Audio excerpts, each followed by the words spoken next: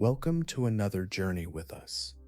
If you enjoy stories that soothe your soul and awaken your curiosity, consider subscribing and joining us every week for a new adventure beyond time. Tonight, we travel together into the mists of forgotten ages, into the whispers of civilizations that rose and fell before history learned to remember. So settle in, breathe deeply, and let the ancient voices carry you gently into the realm of dreams and wonder.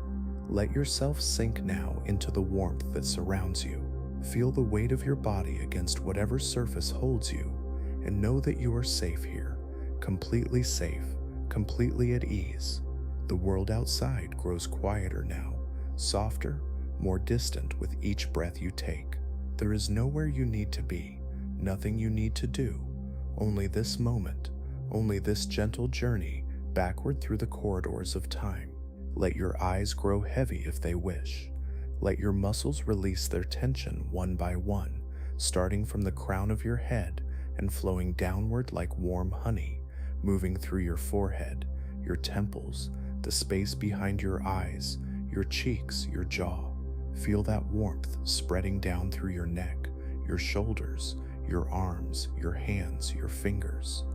Let it continue through your chest, your back, your abdomen, your hips, your legs, your feet, your toes.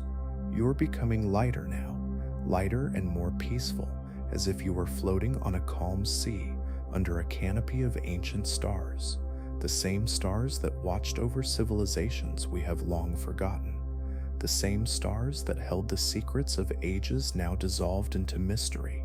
And as you float here, suspended between waking and dreaming, between the known and the unknown, let us begin our voyage into the world that existed before the great waters came, before the flood that washed away the memories of humanity, leaving only fragments, only echoes, only whispers, carved in stone and woven into legend.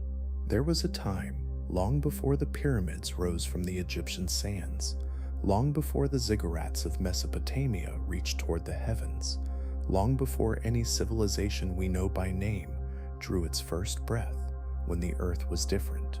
The continents wore different faces, the seas moved through different channels, and humanity lived in ways that would seem almost magical to our modern understanding.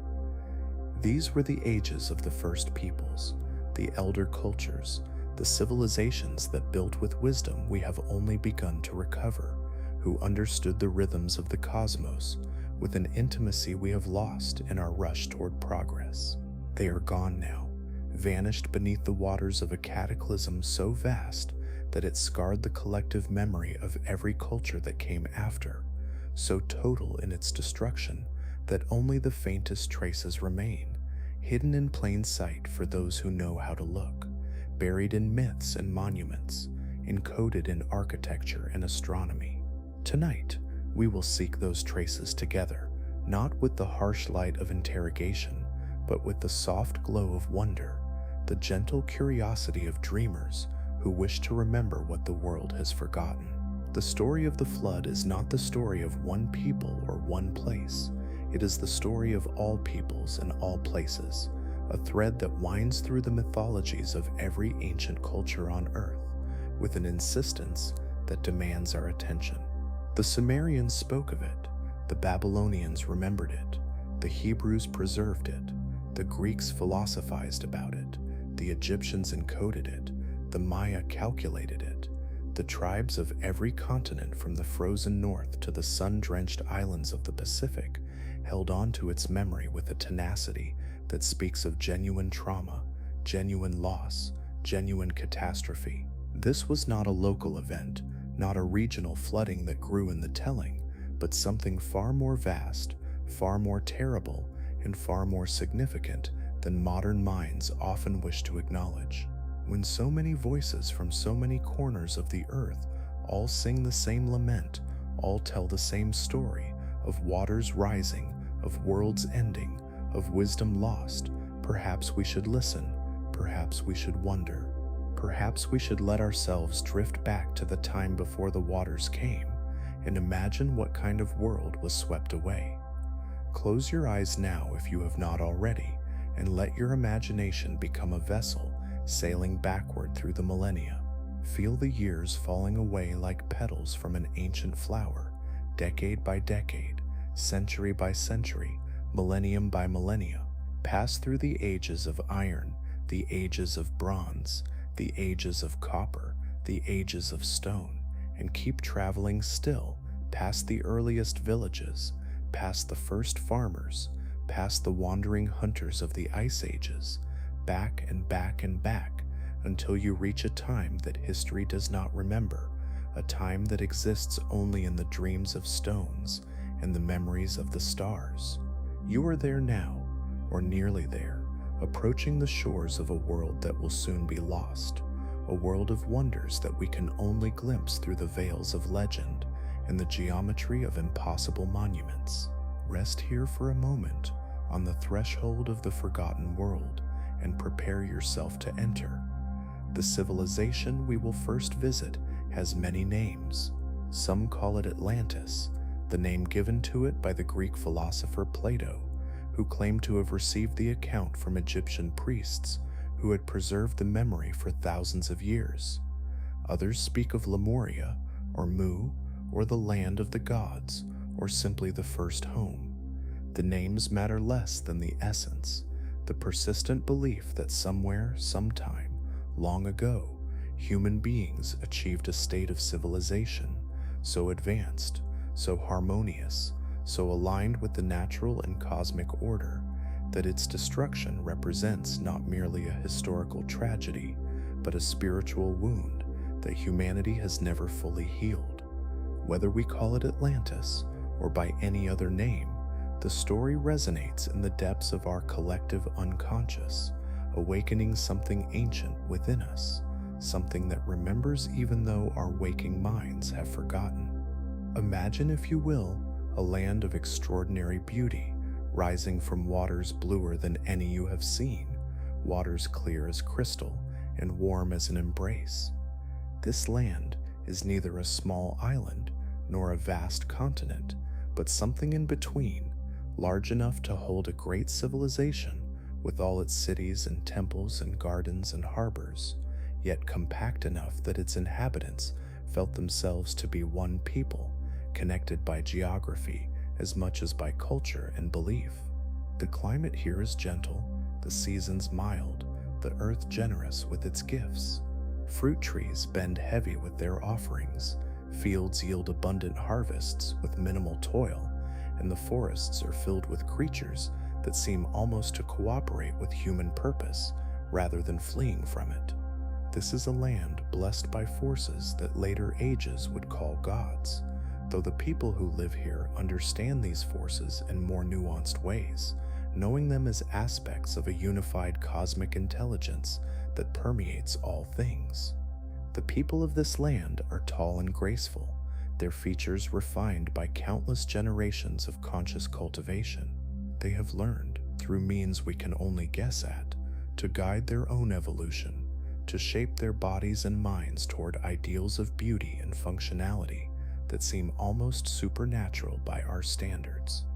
Their skin bears a faint luminosity, as if lit from within by some inner fire, and their eyes hold depths of wisdom and compassion that make them seem ancient even in youth.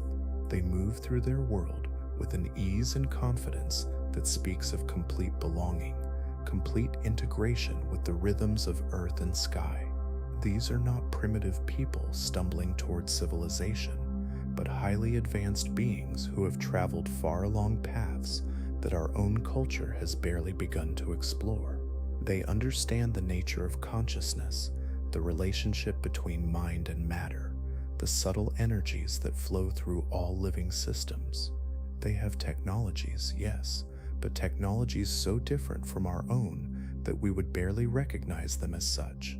Technologies based not on combustion and electricity, but on harmony and resonance, on the skillful manipulation of forces that modern science is only beginning to suspect. Their cities are living works of art, grown as much as built, shaped with an understanding of sacred geometry that transforms every structure into a conduit for cosmic energies. The buildings seem to breathe, their proportions calculated to induce states of elevated consciousness, their materials chosen for qualities beyond mere utility.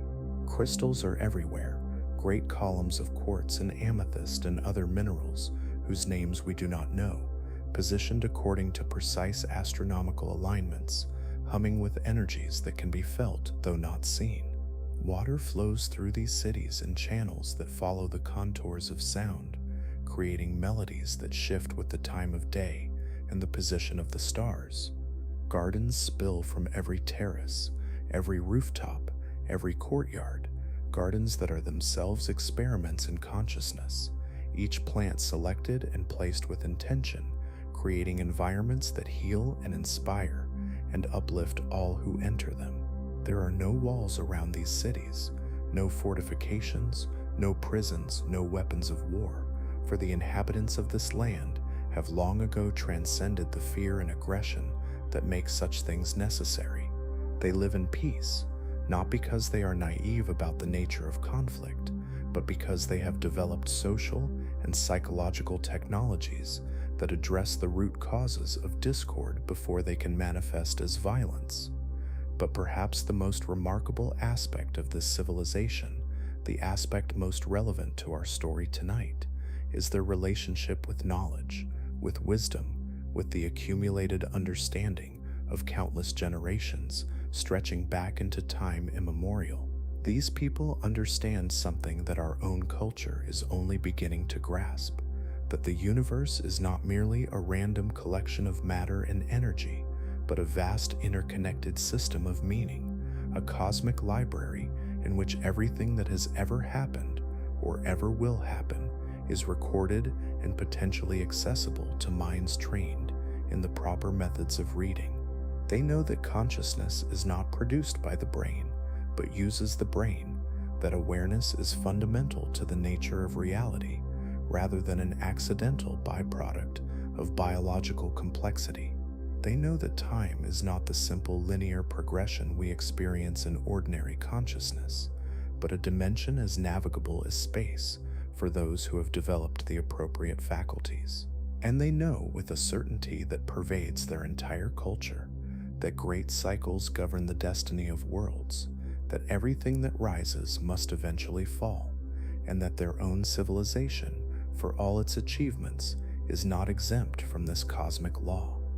It is this knowledge, this foresight, that leads them to begin the great project that will become their most important legacy, more important even than their technologies or their arts or their spiritual attainments. Knowing that their world will not endure forever, sensing through means both scientific and intuitive that catastrophic change is approaching, they set about preserving the essence of their wisdom for future generations who will need to rebuild civilization from scratch. This is not the desperate scramble of a people caught off guard by disaster, but the calm, methodical effort of a culture that has accepted its fate and turned its considerable intelligence toward the question of how best to serve those who will come after. They understand that direct transmission of their knowledge may not be possible, that the survivors of the coming cataclysm may be too traumatized, too scattered, too occupied with basic survival to receive elaborate teachings or maintain complex technologies. So they must find ways to encode their wisdom in forms that can survive millennia of neglect, that can lie dormant through ages of darkness until humanity is once again ready to receive them, that can speak across the gulf of time to descendants who will have forgotten everything their ancestors knew. And so they build, these people of the lost world. They build monuments designed to last for tens of thousands of years, monuments that encode astronomical knowledge in their very proportions, that serve as calendars and observatories and temples and libraries, all in one. They carve symbols into stone that can be read on multiple levels, surface meanings for the uninitiated, deeper meanings for those who have eyes to see. They develop traditions that can be transmitted orally through countless generations, myths and legends and rituals that seem simple on the surface but contain coded information about the nature of reality and the cycles of time. They train initiates in secret teachings, establishing lineages of wisdom keepers who will preserve the flame of knowledge through whatever darkness is to come. They send expeditions to distant lands, to high mountains and remote valleys and islands far from their own shores, seeking locations where some portion of their population might survive, where seeds of civilization might be planted to germinate when the time is right. But even as they prepare for the end, they continue to live, to love, to create, to celebrate the miracle of existence in a world of such extraordinary beauty. Their festivals are symphonies of color and sound and movement. Their daily rituals are meditations that connect them to the deepest sources of meaning. Their relationships are cultivated with the same care and artistry they bring to all aspects of life. They do not become grim or fatalistic in the face of approaching doom, but rather appreciate each moment with an intensity that only the awareness of impermanence can bring. The sunset seems more beautiful when you know there will be only so many more sunsets. The laughter of children seems more precious when you know that their world will be transformed beyond recognition. The quiet conversation with a beloved friend seems more valuable when you know that your civilization's time is running short. And so they live these final years with a richness and fullness that makes their loss all the more poignant, all the more significant, all the more worthy of remembrance. The signs of the coming change are visible to those who know how to read them. The earth shifts beneath their feet, subtle tremors that grow gradually more frequent and more intense.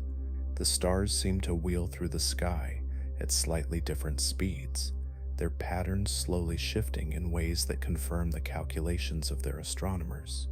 The seasons become less predictable, the weather more erratic, the animals more restless.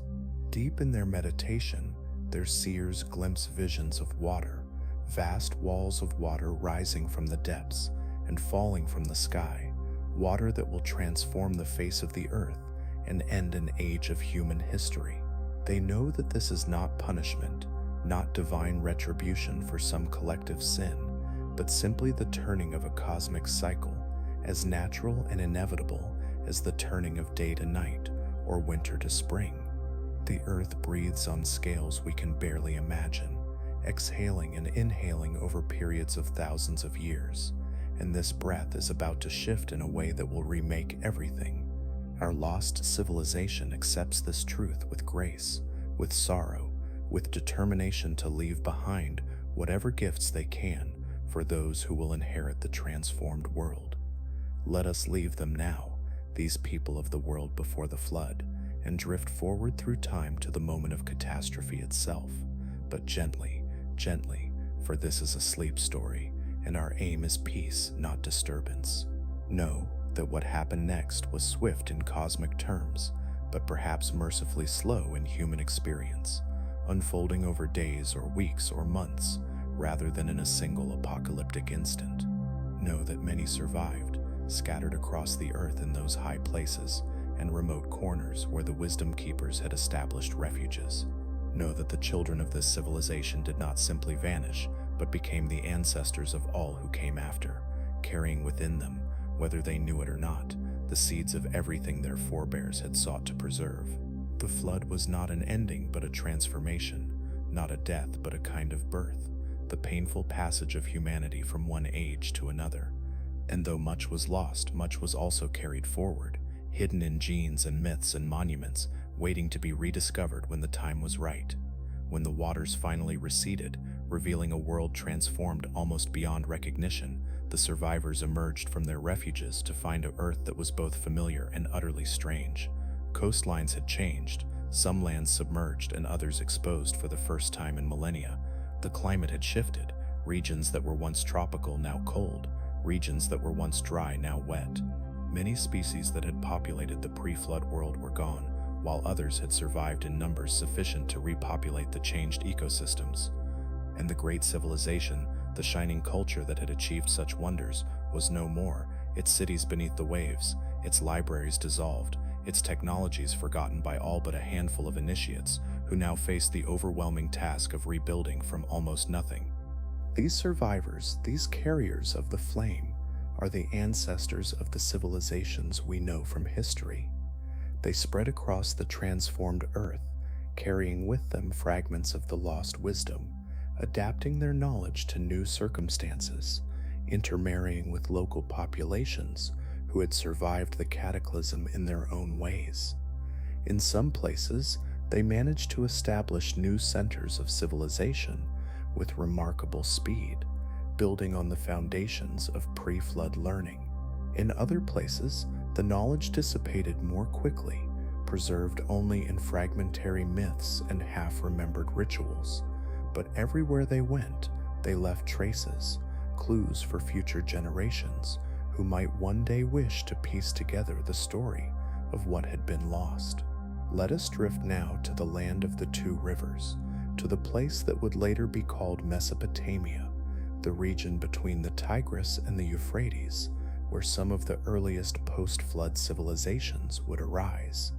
The land here is rich and generous, the rivers depositing fertile soil year after year, creating conditions ideal for agriculture and settlement. But the people who first cultivated this land did not discover these arts by accident or gradual experimentation.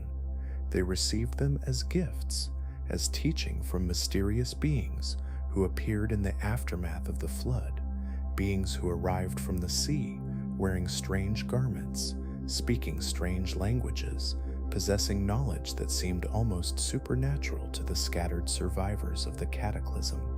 The Sumerians, who would become one of the earliest literate civilizations in recorded history, preserved detailed accounts of these teachers in their clay tablets, accounts that scholars have long dismissed as mythology, but that may contain memories of actual historical events. They spoke of the Apkallu, the 7 sages who emerged from the sea to teach humanity the arts of civilization, writing, mathematics, astronomy, agriculture, medicine, law, architecture. These beings were described as having the forms of fish, or wearing cloaks that looked like fish, an image that has puzzled interpreters, but that makes sense if we imagine survivors of a flooded coastal civilization, still wearing the garments of their maritime culture, arriving in their boats to share their knowledge with inland peoples who had never seen the sea. The Sumerians did not claim to have invented civilization. They claimed to have received it as a gift from beings who possessed wisdom far beyond their own, wisdom that came from an age before the great waters transformed the world. The tablets tell of Ziusudra, the Sumerian Noah, who was warned by the gods of the coming flood and instructed to build a great boat to preserve the seeds of life through the catastrophe. This account predates the biblical version by many centuries, and its details are remarkably similar, suggesting a common origin in actual events that were remembered across multiple cultures. Ziusudra was a king and a priest, one of those initiated into the secret knowledge of the old world, and after the flood receded, he was granted eternal life and sent to dwell in a distant paradise, a land called Dilmun that some have identified with the memory of the lost homeland itself. His story was later elaborated in the Epic of Gilgamesh, where the flood survivor is called Utnapishtim, and his account of the cataclysm forms one of the most powerful and haunting passages in all of ancient literature. But the Sumerians preserved more than just the memory of the flood. In their temples and their tablets, they encoded astronomical knowledge of astonishing precision, knowledge that would have taken centuries of careful observation to accumulate, knowledge that they attributed not to their own efforts, but to the teachings of the Apkallu, the 7 sages from the sea. They knew the precession of the equinoxes, that slow wobble of the Earth's axis that takes nearly 26,000 years to complete a full cycle, a phenomenon that affects the position of the stars relative to the seasons, and that requires observation over many human lifetimes to detect. They knew the periods of the planets with remarkable accuracy, tracking the wanderers through the sky and calculating their returns with mathematical precision. They divided the circle into 360 degrees, the hour into 60 minutes, the minute into 60 seconds, using a base 60 number system that has puzzled mathematicians ever since, but that proves remarkably useful for astronomical calculations. They mapped the zodiac, identifying the 12 constellations through which the sun appears to pass over the course of the year, and they understood that the spring equinox slowly moves backward through these constellations over vast periods of time, defining what they called the Great Year, the cosmic cycle that was central to their understanding of history and prophecy. This was not the knowledge of a young civilization still finding its feet. This was the knowledge of heirs, of recipients, of people drawing on resources far older than their own culture. The Sumerians knew things they should not have known, could not have known if their civilization had developed in isolation over the mere centuries since its apparent founding. They possessed what can only be called inherited wisdom, the legacy of a predecessor culture that had passed on its accumulated learning to chosen successors before vanishing beneath the waves. And they were explicit about this inheritance, grateful for the gifts they had received, determined to preserve and transmit them to future generations who might otherwise forget. Drift with me now southward and westward, across the deserts that separate Mesopotamia from the Nile, to the land of Egypt, where another great post-flood civilization would arise, preserving its own fragments of the primordial wisdom in monuments and mysteries that endure to this day. The Egyptians, like the Sumerians, did not claim to be the inventors of their civilization. They spoke of Zep Tepi, the first time, an age before their own, when the gods themselves walked the earth and established the patterns that human civilization would later follow. They traced their royal lineage back through dynasties of divine kings to this mythical age, creating a sense of continuity that spanned not merely centuries, but millennia, connecting their culture to sources far older than any human memory. The priests of Egypt, those guardians of secret knowledge who dwelt in the great temples along the Nile, preserved teachings that they shared only with the most advanced initiates, teachings about the nature of the soul, the structure of the cosmos, the transformation of consciousness that leads to immortality. These were not simple fertility rituals or ancestor worship, but sophisticated spiritual technologies developed over vast periods of time, refined through countless generations of experiment and practice. The temples themselves were designed as initiatory spaces, their architecture calculated to induce specific states of awareness, their chambers progressing from the bright outer courts to the dark inner sanctums where the deepest mysteries were revealed. To pass through a temple from entrance to inner shrine was to symbolically die and be reborn, to shed the illusions of ordinary consciousness and awaken to the true nature of reality. This was knowledge that the Egyptians claimed to have received from the gods, from the beings who had established Zep Tepi, from the survivors of an age before the world was transformed by water and upheaval. And then there are the pyramids, those monuments that have puzzled and inspired observers for thousands of years, monuments that seem to defy easy explanation by any conventional theory of construction. The Great Pyramid of Giza, the only surviving wonder of the ancient world, stands as mute testimony to capabilities that we are still struggling to understand. Its base is level to within a fraction of an inch over an area of 13 acres, a feat of precision that would challenge modern surveyors, even with laser equipment. Its corners are aligned to true north with an accuracy of 3 arc minutes, better than many modern buildings can achieve. Its proportions encode the value of pi, the ratio of circumference to diameter, as well as other mathematical constants that were supposedly not discovered until millennia later.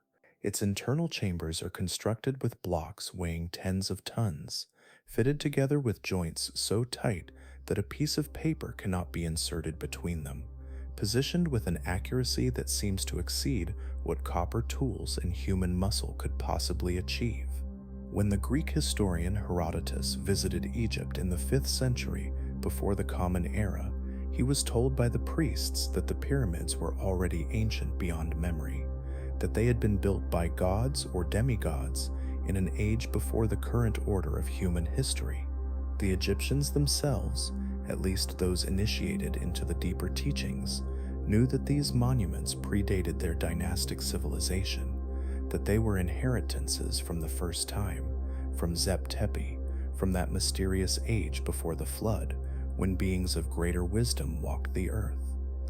The pyramids were not just tombs, not just monuments to royal ego, but devices, machines for transformation, repositories of encoded knowledge, markers of astronomical alignments that would remain valid for thousands of years.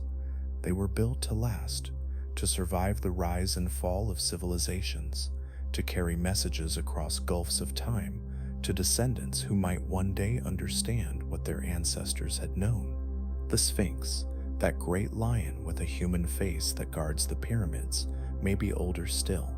Geologists studying the erosion patterns on its body have noted weathering consistent with water, with heavy rainfall of a kind that has not occurred in Egypt for thousands of years, suggesting that the Sphinx may date not to the Old Kingdom, but to a much earlier period when the climate was wetter and the region was not yet desert.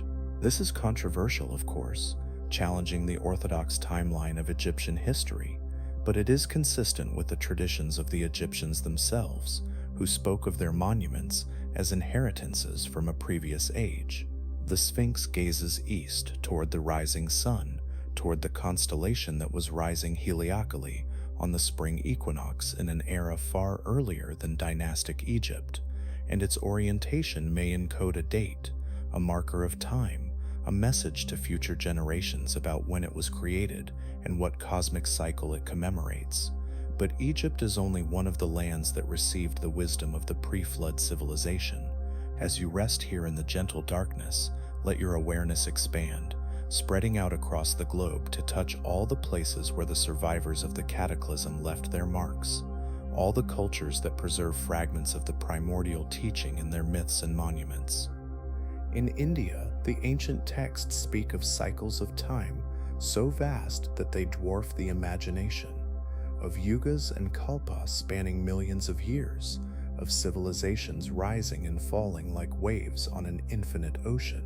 The flood is remembered here too, in the story of Manu, the progenitor of humanity, who was warned by a fish of the coming waters and built a boat to preserve the seeds of life. The temples of India, with their intricate carvings and precise astronomical alignments, encode knowledge that has been passed down through unbroken lineages of teachers and students, knowledge that the tradition itself claims to be far older than any historical civilization. In China, the ancient emperors were said to have received their knowledge from immortal sages who dwelt in hidden valleys and mountain retreats, preserving wisdom that had survived from ages before the current world order. The I Ching, that book of changes that has guided Chinese thought for thousands of years, encodes a binary mathematics and a metaphysics of transformation that seem far too sophisticated to have emerged suddenly in a young civilization. The Chinese flood is remembered in the story of Yu the Great, who dredged the rivers and drained the waters to make the land habitable again, a culture hero who represents the reconstruction of civilization after cataclysmic destruction. In the Americas, both North and South, native traditions speak of previous worlds that were destroyed before our own, of cycles of creation and destruction that repeat endlessly through time. The Maya calculated dates millions of years in the past, using a calendar of astonishing precision that tracked the movements of Venus and the eclipse cycles with accuracy that equals or exceeds our own. Their pyramids, like those of Egypt, were aligned to astronomical events and designed to produce specific effects of light and shadow on equinoxes and solstices. The Aztecs spoke of 4 suns that had preceded their own, each destroyed by a different element, with water being one of the instruments of destruction. The Hopi remember multiple worlds through which humanity has passed, each ending in catastrophe when the people fell out of harmony with the divine plan, each followed by emergence into a new world where the cycle begins again. These are not isolated fantasies, not independent inventions of similar myths by unconnected peoples. They are echoes, reverberations, memories of actual events preserved in the only way that pre-literate cultures could preserve them, through stories and symbols and rituals passed down from generation to generation. When the same story appears on every continent, in every culture, in every tradition that has any memory of its own origins, we must at least consider the possibility that the story is true, that something really did happen, that a great catastrophe really did sweep away the world that existed before, leaving only fragments and echoes, and the persistent aching sense that we have forgotten something important, something precious, something that we need to remember if we are to understand who we are and where we came from. Let yourself sink deeper now into relaxation, feeling the weight of your body becoming pleasantly heavy, your breath becoming slow and even, your thoughts becoming soft and dreamlike. There is no hurry here, no agenda, no destination that must be reached. We are simply floating on the currents of time, drifting through the memories of the ancient world, allowing the whispers of forgotten civilizations to wash over us like gentle waves on a peaceful shore. Rest here for a moment, breathing slowly, feeling the peace that comes from letting go, from surrendering the need to understand everything immediately, from trusting that wisdom reveals itself in its own time, to those who wait with patience and openness. The survivors of the flood, scattered across the transformed earth, faced a task of immense difficulty and importance. They had to preserve what could be preserved, adapt what could be adapted, and let go of what could no longer be maintained, in a world where the resources and conditions that had supported their original civilization no longer existed. Some of the old technologies simply could not be replicated without materials that were now submerged beneath the ocean or destroyed in the cataclysm. Some of the old knowledge required a critical mass of trained practitioners that no longer existed. Some of the old structures of society could not be maintained when the population had been reduced to scattered bands of refugees struggling for survival.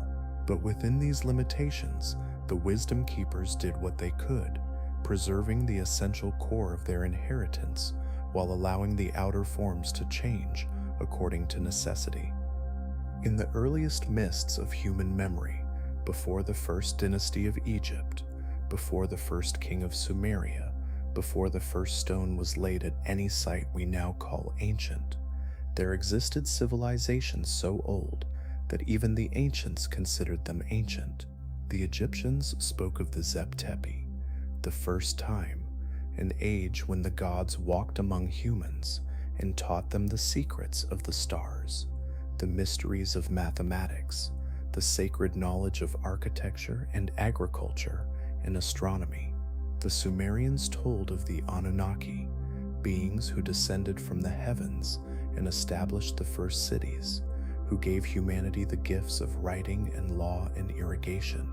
The Greeks remembered Atlantis, a mighty island nation of wisdom and power that was swallowed by the sea in a single day and night of misfortune.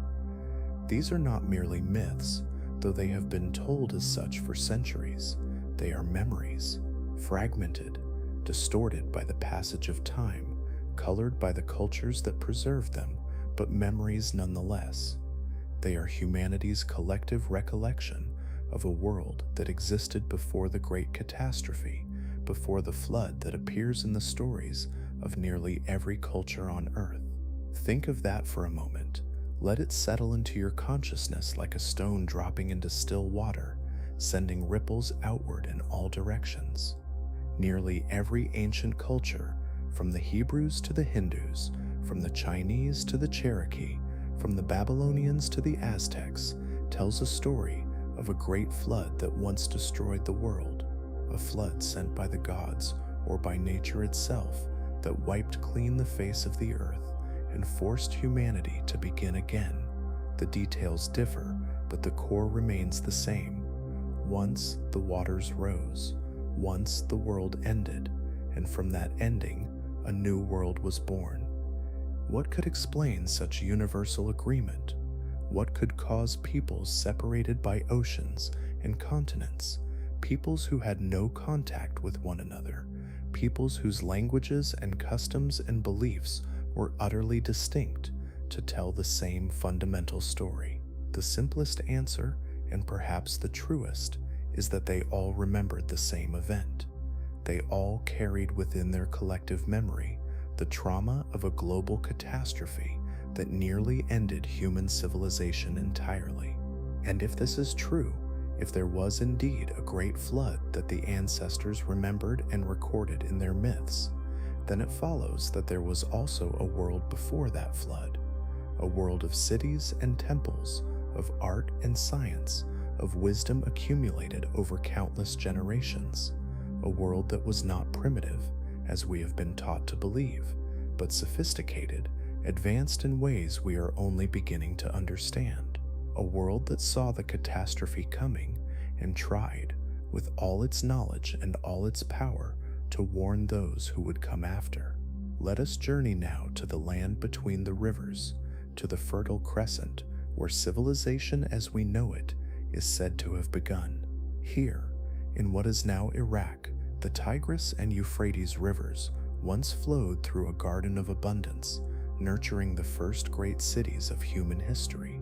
Ur and Uruk, Eridu and Nippur, these names still echo through time, carrying the weight of humanity's earliest recorded memories. The Sumerians who built these cities and whose civilization flourished more than 5,000 years ago did not claim to be the first. In their own records, carved into clay tablets that have survived the millennia in remarkable condition, they spoke of a time before their time, of kings who reigned for tens of thousands of years, of a flood that destroyed everything and forced humanity to rebuild from nothing. They called this flood the Deluge, and they recorded its story in the Epic of Gilgamesh, one of the oldest written narratives in human existence. In this story, a man named Utnapishtim is warned by the god Enki that a great flood is coming, a flood that will destroy all life on earth. The gods have grown weary of humanity, disturbed by the noise and chaos of mortal existence, and they have decided to wipe the slate clean. But Enki, who loves humanity and does not wish to see it perish, comes to Utnapishtim in secret. He tells him to build a great boat, to gather his family and the seeds of all living things, and to ride out the storm that is coming. Utnapishtim obeys. He builds the boat according to Enki's instructions, loading it with gold and silver, with animals of every kind, with his family and the craftsmen who helped him build. And then the rains come. They fall for 7 days and 7 nights, covering the earth, destroying every city, drowning every field, silencing every voice. When at last the waters recede, Utnapishtim releases a dove, then a swallow, then a raven, to find dry land. The raven does not return, and Utnapishtim knows that somewhere solid ground has emerged from the waters. This story, written down perhaps 4,000 years ago, is older still in its origins. The Sumerians inherited it from those who came before, from the mysterious people they called the Ab, Gal, the great ancestors, those who possessed knowledge beyond what the Sumerians themselves had developed.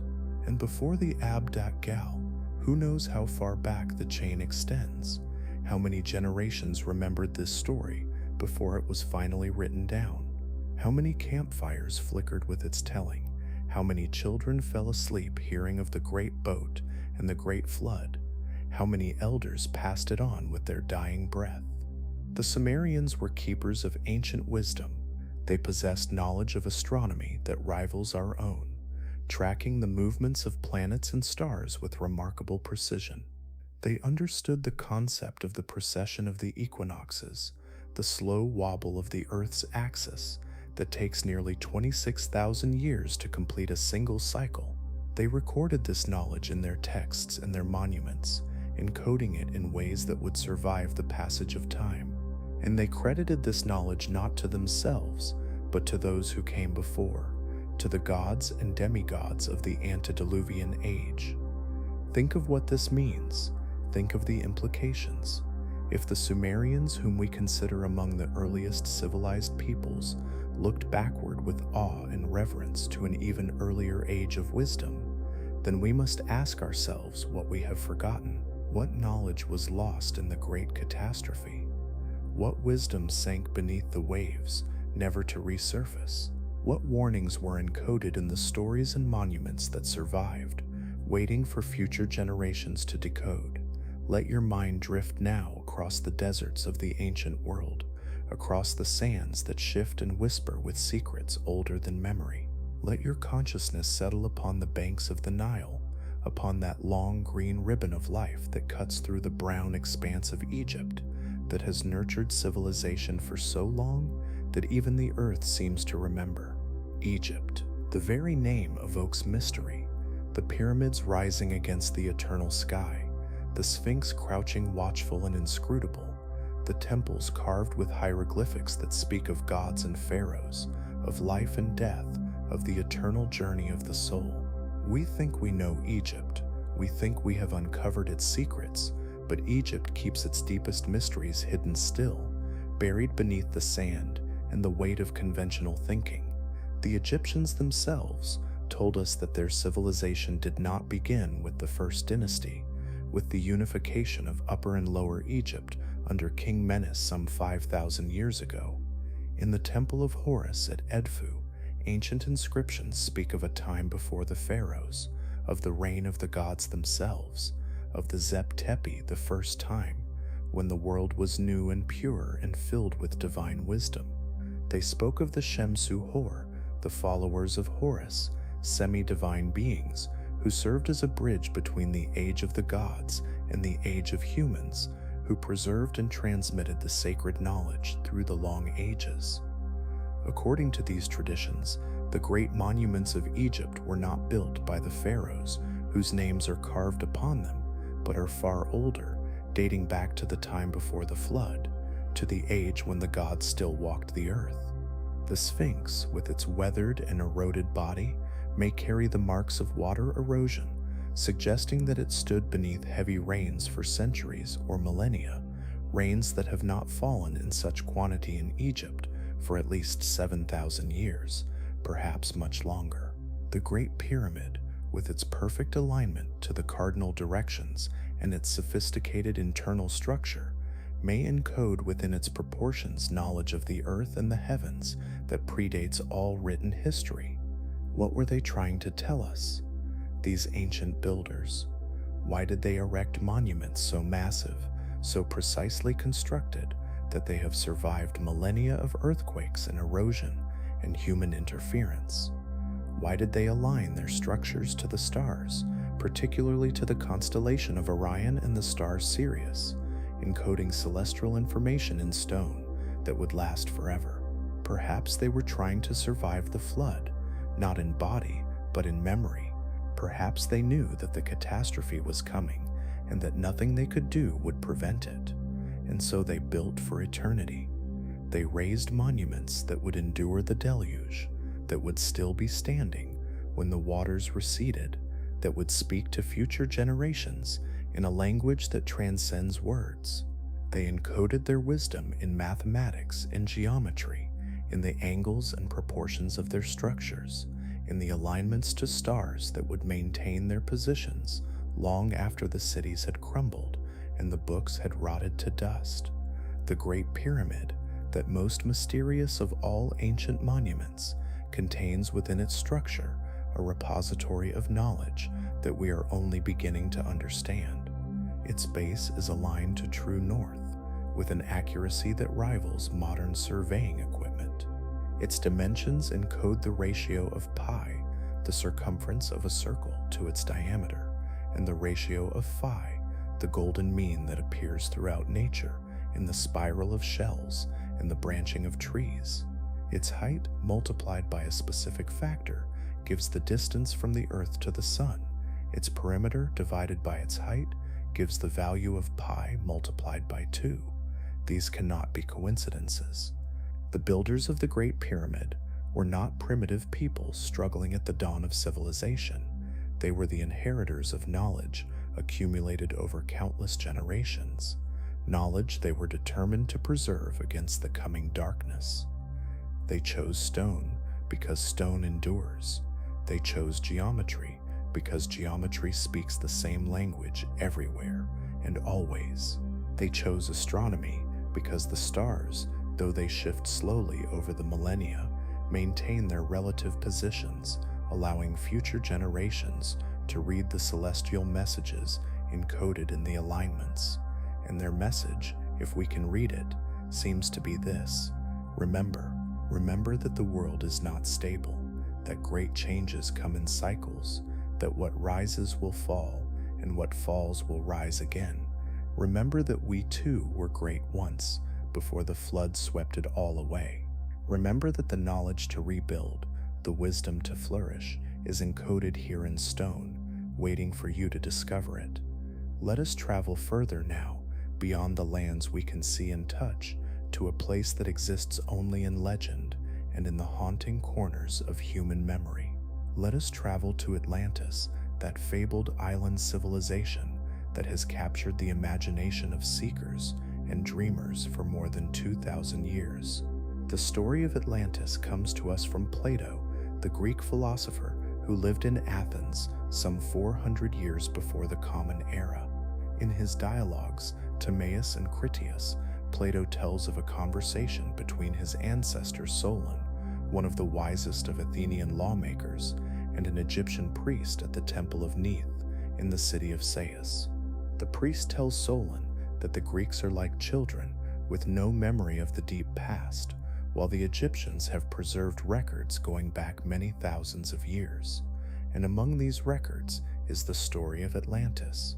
According to the priest, Atlantis was a great island nation located beyond the Pillars of Hercules in the Atlantic Ocean.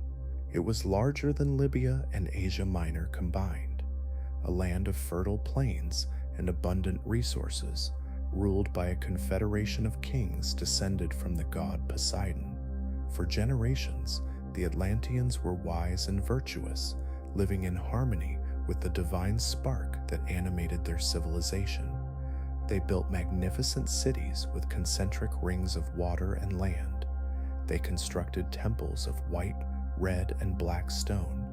They covered their buildings with silver and gold and orichalcum, a precious metal that gleamed like fire. But over time, the divine nature within them became diluted by mortal influence. They grew greedy and ambitious, seeking to conquer and dominate rather than to live in wisdom and peace. They waged war against the nations of the Mediterranean, seeking to expand their empire, until finally they were stopped by the brave resistance of ancient Athens, which led a coalition of free peoples against the Atlantean aggression. And then, in a single day and night of misfortune, disaster struck. Earthquakes and floods ravaged the island, and Atlantis sank beneath the waves, disappearing forever into the depths of the ocean. The great civilization was gone, its cities drowned, its knowledge scattered, its people either dead or dispersed to the far corners of the earth. This is the story as Plato told it, and for centuries scholars have debated its meaning. Was it a historical account, a genuine memory of a lost civilization preserved by the Egyptians and transmitted to the Greeks? Or was it a philosophical allegory, a moral tale about the dangers of hubris and the corruption of power? Perhaps it was both. Perhaps Plato took a true memory and shaped it to serve his philosophical purposes, weaving together historical fact and moral instruction in a way that was common among ancient writers.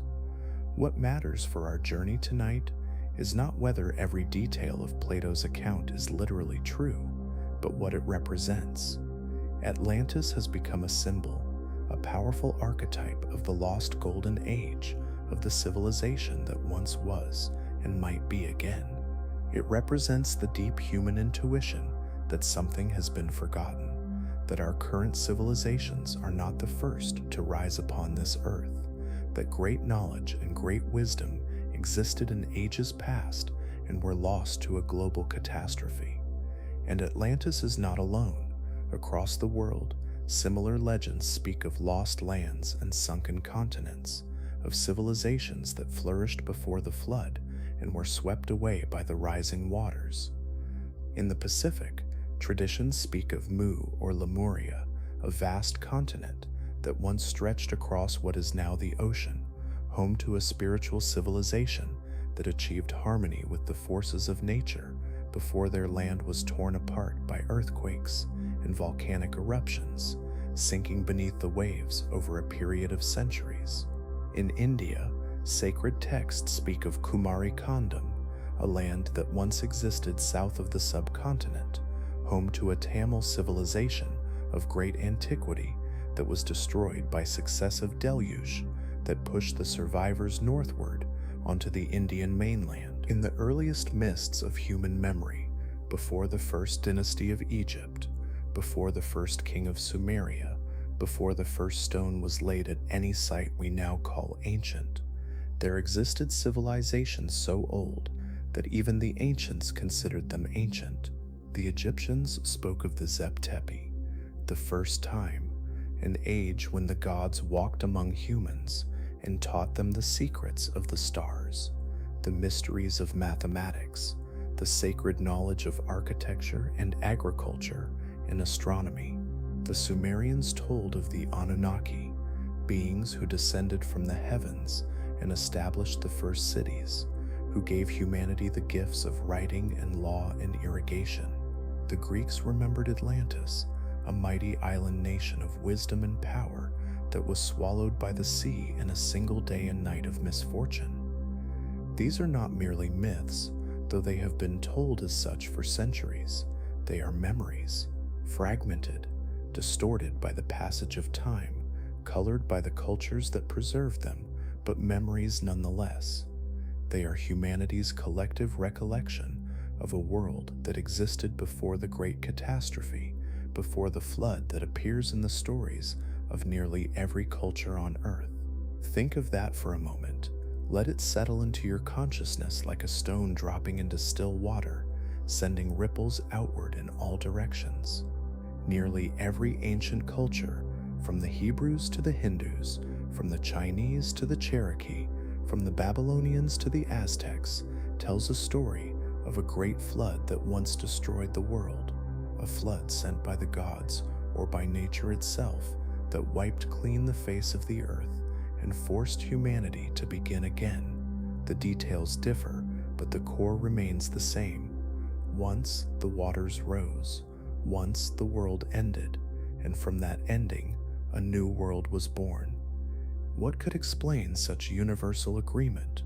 What could cause peoples separated by oceans and continents, peoples who had no contact with one another, peoples whose languages and customs and beliefs were utterly distinct, to tell the same fundamental story? The simplest answer, and perhaps the truest, is that they all remembered the same event.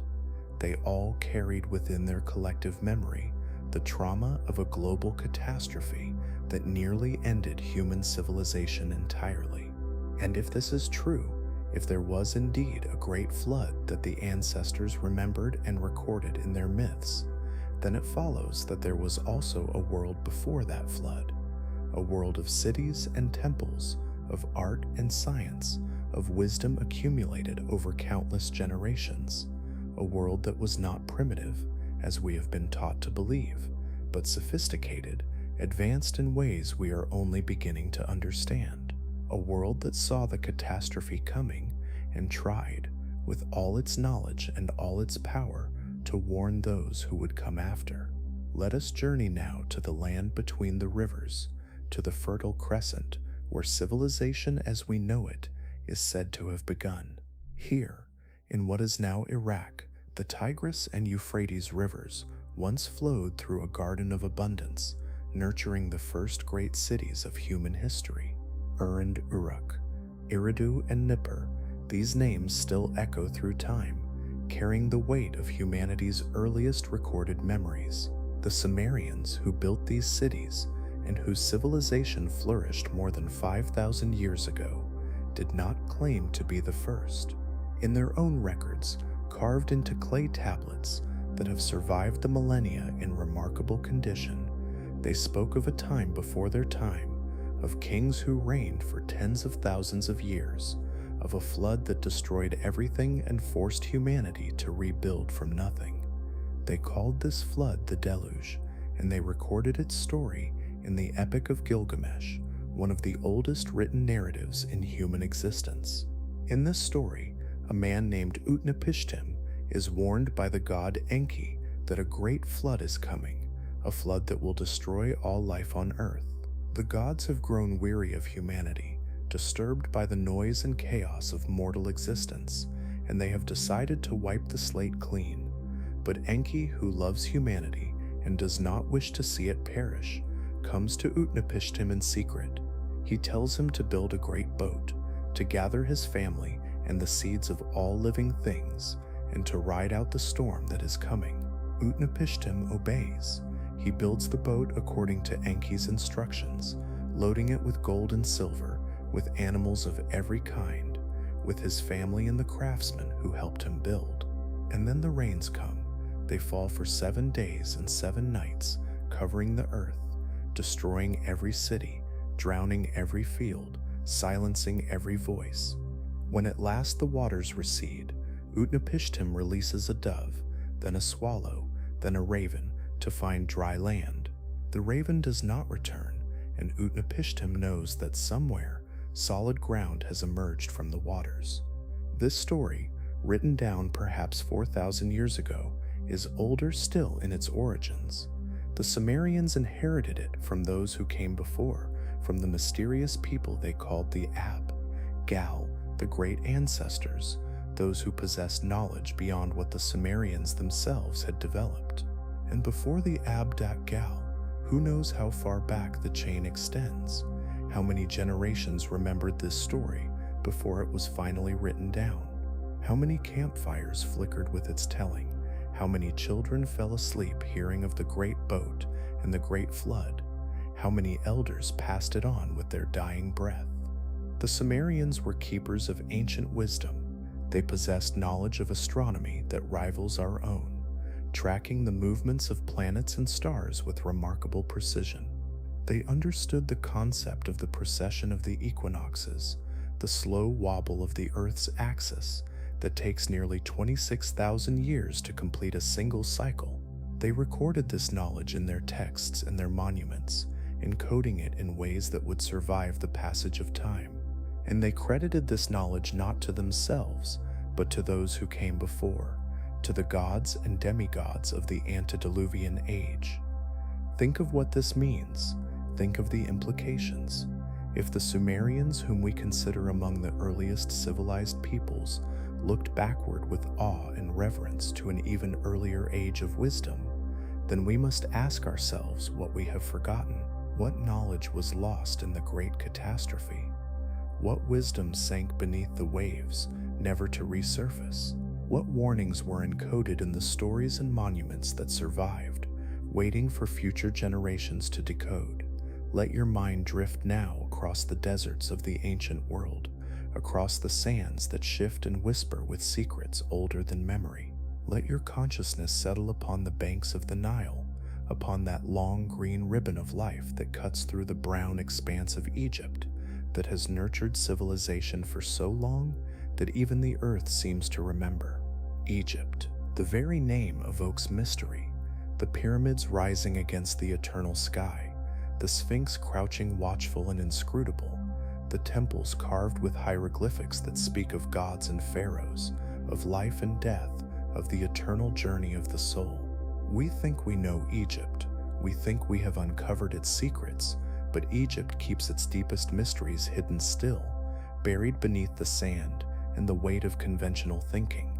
The Egyptians themselves, told us that their civilization did not begin with the first dynasty, with the unification of Upper and Lower Egypt under King Menes some 5,000 years ago. In the Temple of Horus at Edfu, ancient inscriptions speak of a time before the pharaohs, of the reign of the gods themselves, of the Zep Tepi, the first time, when the world was new and pure and filled with divine wisdom. They spoke of the Shemsu Hor, the followers of Horus, semi-divine beings who served as a bridge between the age of the gods and the age of humans, who preserved and transmitted the sacred knowledge through the long ages.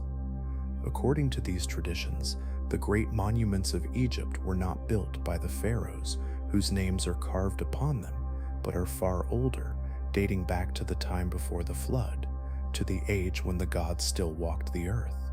The Sphinx, with its weathered and eroded body, may carry the marks of water erosion, suggesting that it stood beneath heavy rains for centuries or millennia, rains that have not fallen in such quantity in Egypt for at least 7,000 years, perhaps much longer.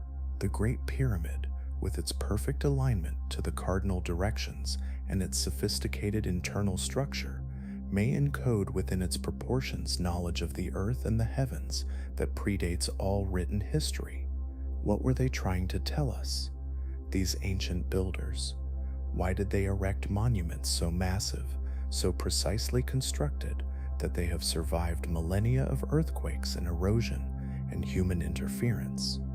Why did they align their structures to the stars, particularly to the constellation of Orion and the star Sirius, encoding celestial information in stone that would last forever? Perhaps they were trying to survive the flood, not in body, but in memory. Perhaps they knew that the catastrophe was coming and that nothing they could do would prevent it, and so they built for eternity. They raised monuments that would endure the deluge, that would still be standing when the waters receded, that would speak to future generations in a language that transcends words. They encoded their wisdom in mathematics and geometry, in the angles and proportions of their structures, in the alignments to stars that would maintain their positions long after the cities had crumbled and the books had rotted to dust. The Great Pyramid, that most mysterious of all ancient monuments, contains within its structure a repository of knowledge that we are only beginning to understand. Its base is aligned to true north, with an accuracy that rivals modern surveying equipment. Its dimensions encode the ratio of pi, the circumference of a circle, to its diameter, and the ratio of phi, the golden mean that appears throughout nature in the spiral of shells and the branching of trees. Its height multiplied by a specific factor gives the distance from the earth to the sun. Its perimeter divided by its height gives the value of pi multiplied by 2. These cannot be coincidences. The builders of the Great Pyramid were not primitive peoples struggling at the dawn of civilization. They were the inheritors of knowledge accumulated over countless generations, knowledge they were determined to preserve against the coming darkness. They chose stone because stone endures. They chose geometry because geometry speaks the same language everywhere and always. They chose astronomy because the stars, though they shift slowly over the millennia, maintain their relative positions, allowing future generations to read the celestial messages encoded in the alignments. And their message, if we can read it, seems to be this: remember that the world is not stable, that great changes come in cycles, that what rises will fall, and what falls will rise again. Remember that we too were great once, before the flood swept it all away. Remember that the knowledge to rebuild, the wisdom to flourish, is encoded here in stone, waiting for you to discover it. Let us travel further now, beyond the lands we can see and touch, to a place that exists only in legend and in the haunting corners of human memory. Let us travel to Atlantis, that fabled island civilization that has captured the imagination of seekers and dreamers for more than 2,000 years. The story of Atlantis comes to us from Plato, the Greek philosopher who lived in Athens some 400 years before the Common Era. In his dialogues, Timaeus and Critias, Plato tells of a conversation between his ancestor Solon, one of the wisest of Athenian lawmakers, and an Egyptian priest at the temple of Neith in the city of Sais. The priest tells Solon that the Greeks are like children with no memory of the deep past, while the Egyptians have preserved records going back many thousands of years. And among these records is the story of Atlantis.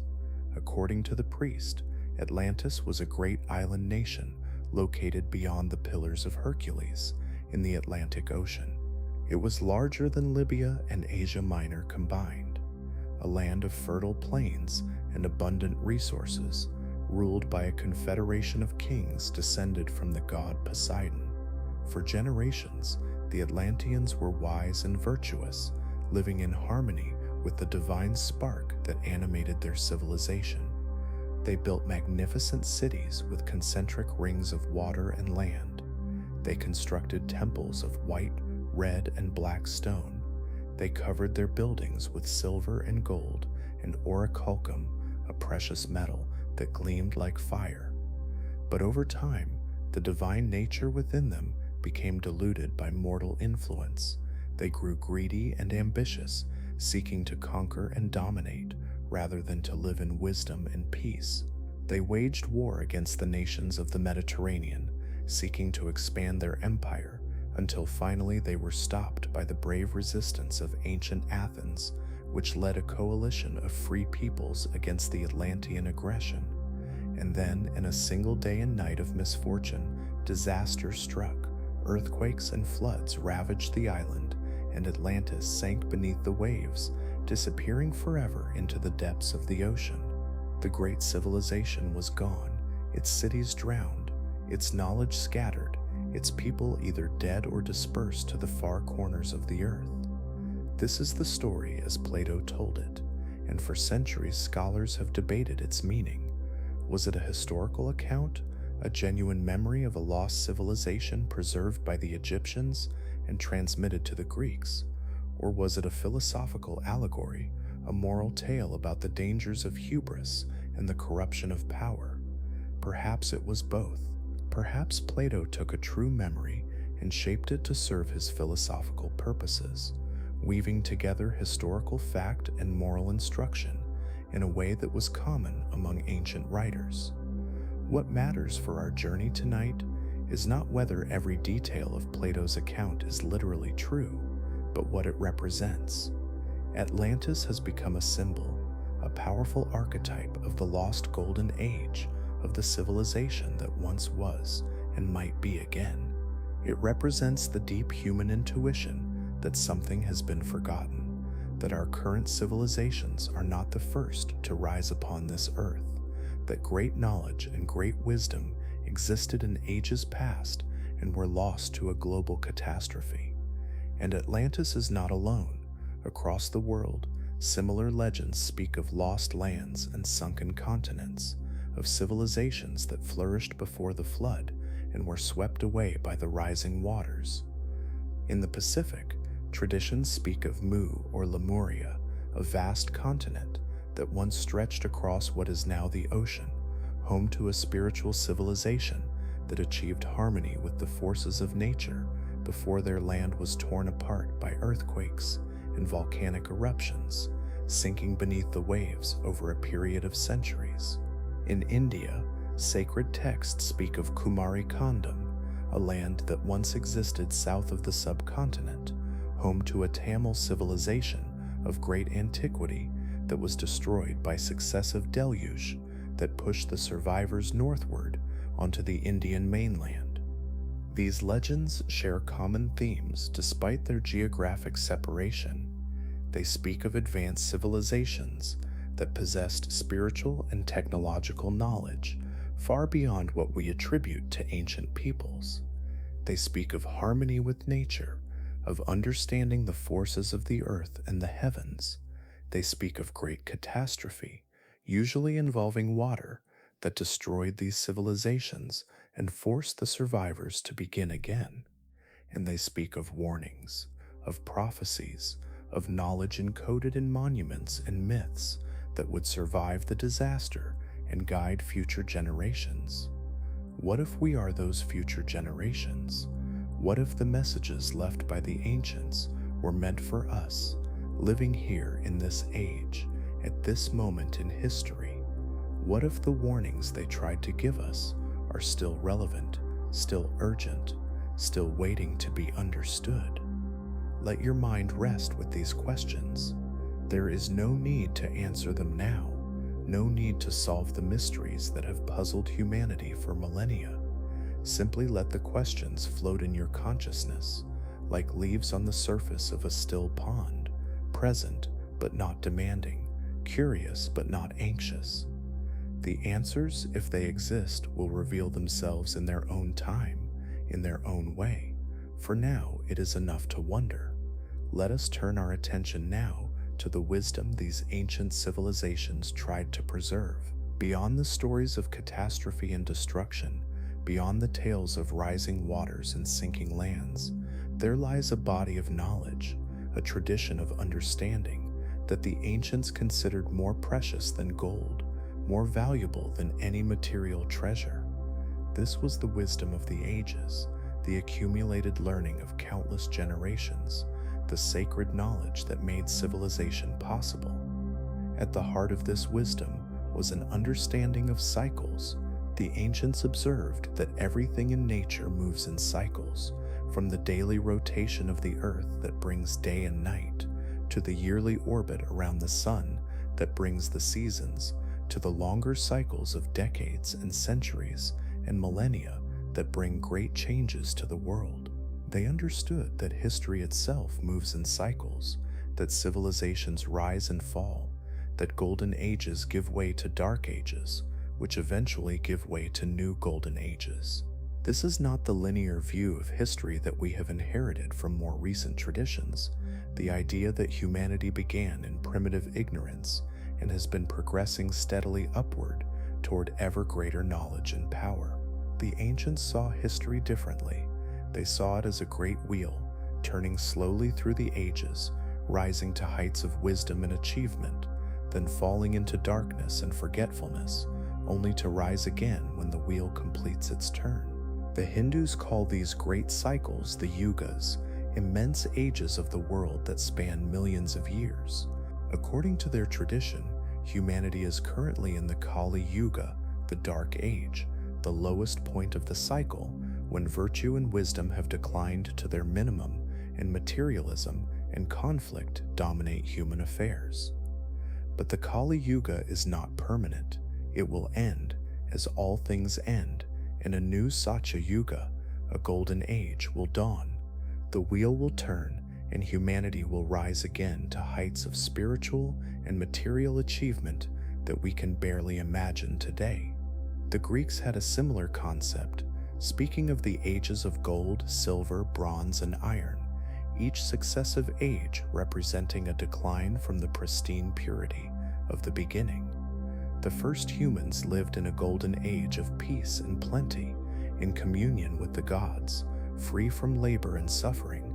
But over time, the race of gold gave way to the race of silver, then bronze, then iron, each less noble than the one before. And we, according to this tradition, are the race of iron, living in the hardest and most challenging of times, furthest from the divine source. But even in this view, there is hope. The wheel will turn, the Iron Age will end, and a new Golden Age will begin. The cycle is not a descent into permanent darkness, but a journey through darkness toward the light. The ancients who encoded this wisdom in their myths and monuments wanted us to understand this. They wanted us to know that even in the darkest times, the light is not gone, only hidden. Even in the age of greatest forgetting, the knowledge is not lost, only waiting to be remembered. This is perhaps the most profound message the ancient civilizations tried to leave for us. Not just a warning about catastrophe, though that is part of it, not just a record of their achievements, though that is preserved as well, but a message of hope, a promise that the darkness is temporary, that the wheel will turn, that humanity will rise again to reclaim its heritage of wisdom and wonder. They encoded this message in the stars. Throughout the ancient world, civilizations built monuments aligned to specific stellar configurations, particularly to the constellation of Orion and the star Sirius. These alignments were not arbitrary. They marked specific moments in the great precession cycle, the slow wobble of the Earth's axis that causes the positions of the stars to shift over time. By encoding these alignments in stone, the ancients created a clock, a marker of their place in the great cycle that would speak to future generations. When we look at the Giza Plateau and see the 3 pyramids aligned with the 3 stars of Orion's belt, we are seeing a message across time. When we trace the shaft alignments of the Great Pyramid and find that they point to specific stars as they appeared thousands of years ago, we are reading a celestial record. When we discover that sites around the world, from Angkor Wat in Cambodia to Teotihuacan in Mexico, share similar alignments and proportions, we are glimpsing a global system of knowledge that transcended individual cultures. What were they trying to tell us? Perhaps they were marking the location of important knowledge, like a map in the stars, pointing to places where more information was hidden. Perhaps they were recording the date of the Great Catastrophe, encoding it in stellar positions that could be calculated by future astronomers. Perhaps they were simply saying, "We were here. We understood the heavens. We knew our place in the great cycle. Remember us." And perhaps most profoundly, they were showing us how to read the sky as they did, how to understand the language of the stars that has been spoken by every advanced civilization throughout human history. They were teaching us that we are not alone in the universe, that we are part of a cosmic order that extends far beyond our small planet, that the rhythms and cycles of the heavens are mirrored in the rhythms and cycles of earthly life. The ancients looked up and saw not random points of light, but a great tapestry of meaning, a story written in fire across the vault of night. They traced the constellations and gave them names. They tracked the movements of the planets and calculated their returns. They noted the risings and settings of stars and built their calendars around them. The sky was their calendar and their clock, their library and their temple. Everything they needed to know about the cycles of time was written there, in a language that does not change, in letters of light that endure when all other records crumble. This too is part of their warning. They knew that written records can be destroyed, that libraries can burn, that languages can be forgotten, but the stars endure. The patterns they form, though they shift over the millennia, do so in predictable ways that can be calculated and understood. By encoding their knowledge in stellar alignments, the ancients created a record that would survive any catastrophe, any dark age, any period of forgetting. When humanity rose again, as they knew it would, the sky would still be there, still speaking its eternal language, still carrying the messages of the past into the future.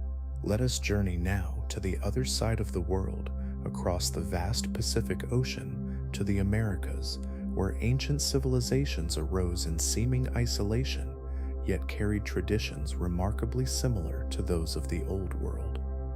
Here, in the jungles of Central America and the mountains of South America, great empires flourished long before European contact, leaving behind monuments and manuscripts that speak of ages beyond counting and catastrophes that reshaped the world.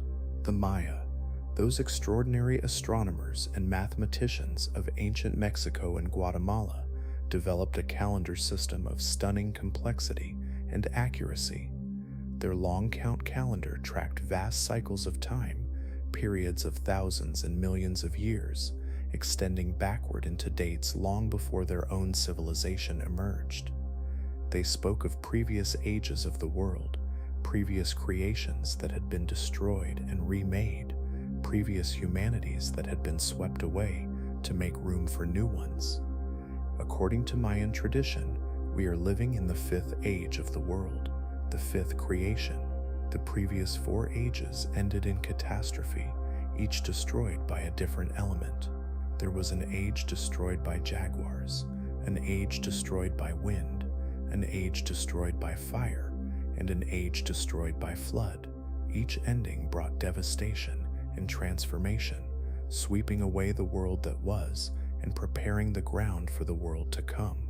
This tradition of multiple world ages is not unique to the Maya. The Aztecs of central Mexico had a similar concept, as did the Hopi of the American Southwest and the indigenous peoples of South America. Across the America, despite the vast distances and the lack of direct contact between these cultures, the same basic idea appears. The world has ended before, it will end again, but from each ending comes a new beginning, a new creation, a new opportunity for humanity to learn and grow. The Maya were particularly concerned with the timing of these cycles. Their calendar system was designed to track not only days and years, but the great cycles of creation and destruction that governed the fate of worlds. They believed that by understanding these cycles, by knowing when the dangerous periods approached, they could prepare themselves and perhaps influence the outcome. Their rituals and ceremonies were aligned to the calendar, designed to maintain the cosmic balance and prevent the premature end of the current age. What wisdom does this hold for us today? Perhaps the Maya were trying to tell us that time is not linear but cyclical, that the patterns of the past will repeat in the future, that by understanding history, we can prepare for what is to come. Perhaps they were warning us that our age too will end, not in some abstract future, but in a time that can be calculated and known. Perhaps they were offering us the tools to navigate the transition, to move through the end of one age and into the beginning of another with awareness and intention rather than chaos and destruction.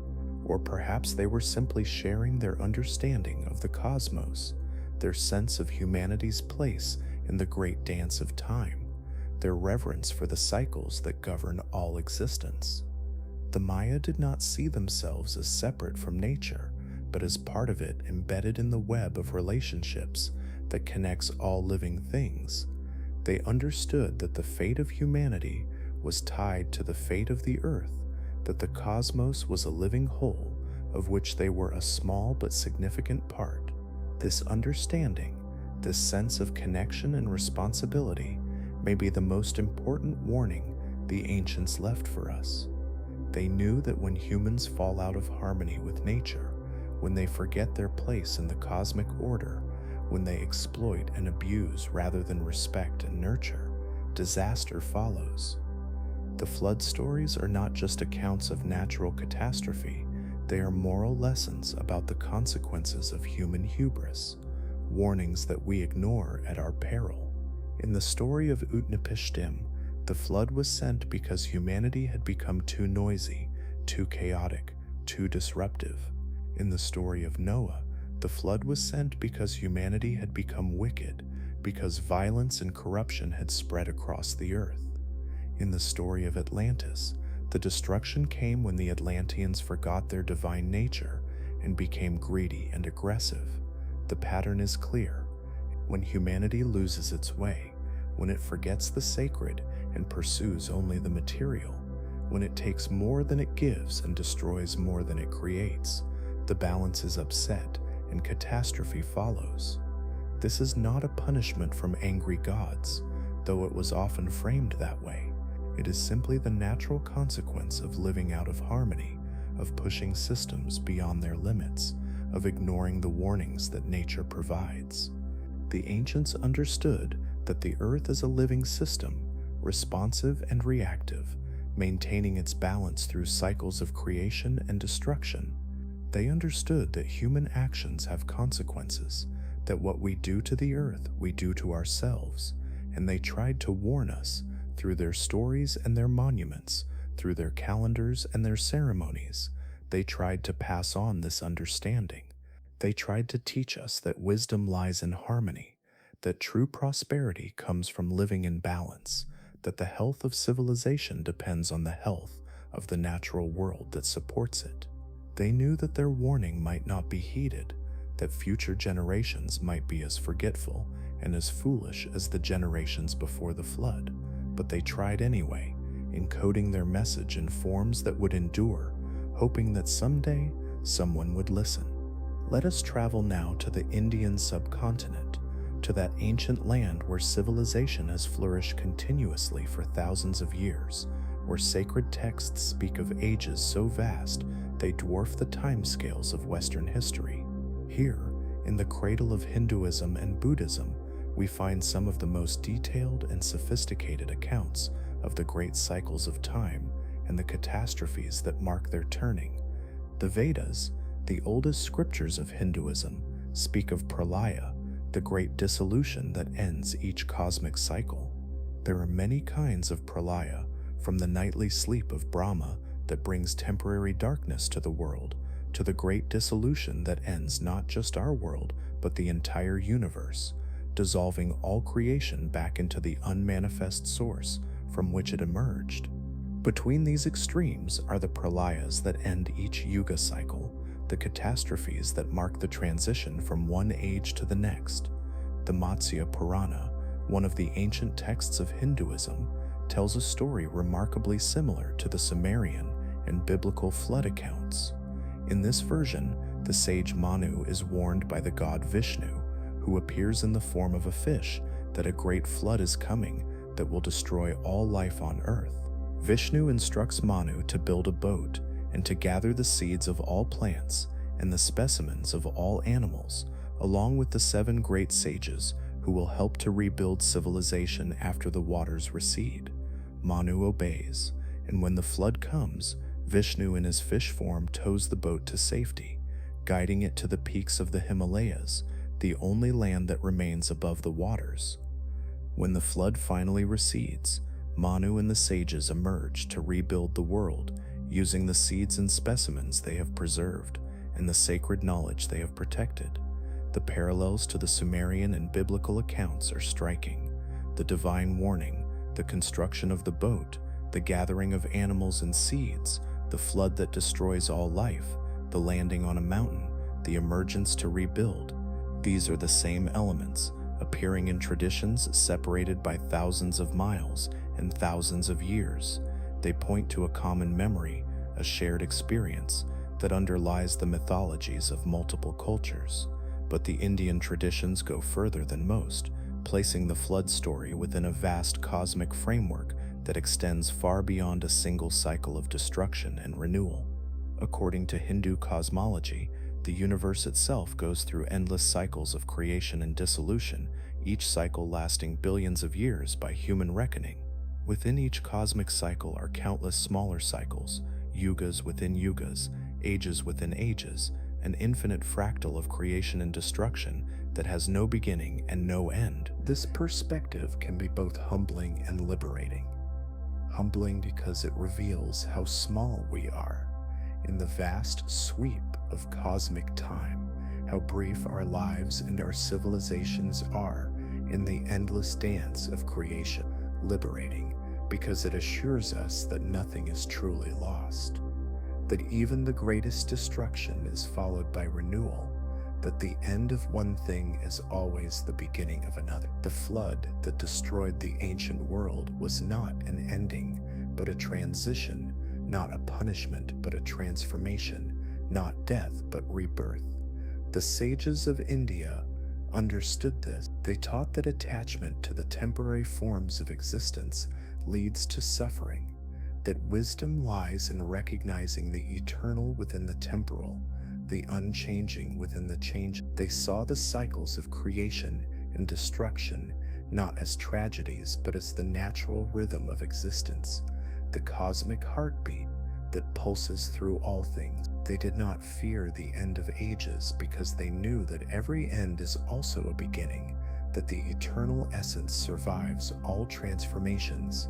This is perhaps the deepest wisdom the ancients tried to preserve, not just information about what happened or when it happened, not just warnings about what will happen in the future, but a perspective, a way of seeing that transcends the fear of destruction and embraces the eternal process of transformation. They wanted us to understand that we are not separate from this process, that we are part of it, that our consciousness is a spark of the eternal consciousness that witnesses all creation and destruction without being touched by either.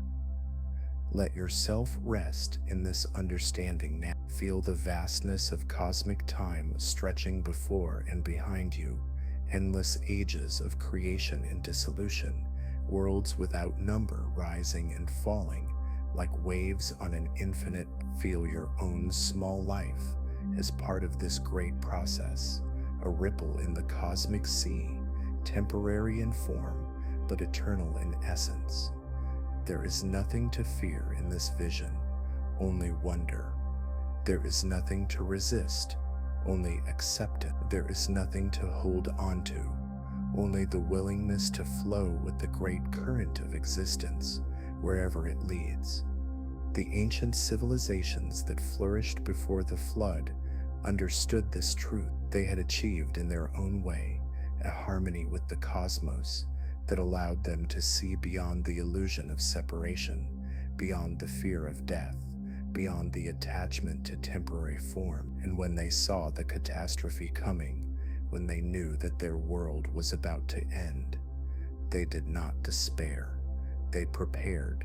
They encoded their knowledge in forms that would survive. They trusted that the wheel would turn, that a new age would dawn, that future generations would arise to discover and decode their messages. We are those future generations. We are the ones they were waiting for, the ones they trusted to carry the wisdom forward. And perhaps, in our own time, we are approaching another turning of the wheel, another transition from one age to another. The signs are all around us, if we have eyes to see. The climate is changing, the ice is melting, the seas are rising, the old certainties are crumbling, the old systems are failing, the old ways of living are proving unsustainable. We are being called, just as our ancestors were called, to face the truth of our situation and to respond with wisdom rather than fear. What would the ancients tell us if they could speak to us directly?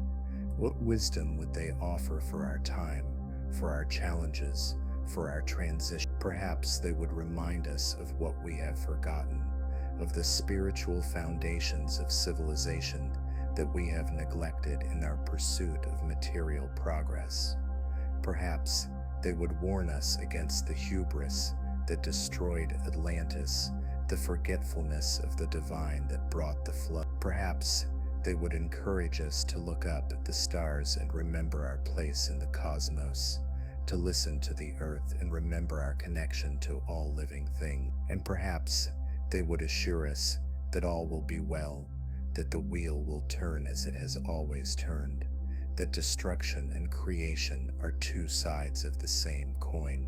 They would tell us not to fear the changes that are coming, but to prepare for them with wisdom and courage. They would remind us the end of the old world is the beginning of the new, that the flood that destroys is also the flood that cleanses, that from the mud and debris of catastrophe, new life always emerges. Let us journey now to the lands of the indigenous peoples, to the oral traditions that have preserved ancient wisdom without the benefit of writing, passed from generation to generation through story and song and ceremony. These traditions, often overlooked by those who equate knowledge with written records, carry memories of ages beyond counting, memories of the time before the flood and the world that was. Among the Hopi of the American Southwest, sacred traditions speak of multiple worlds, each destroyed when humanity fell out of balance.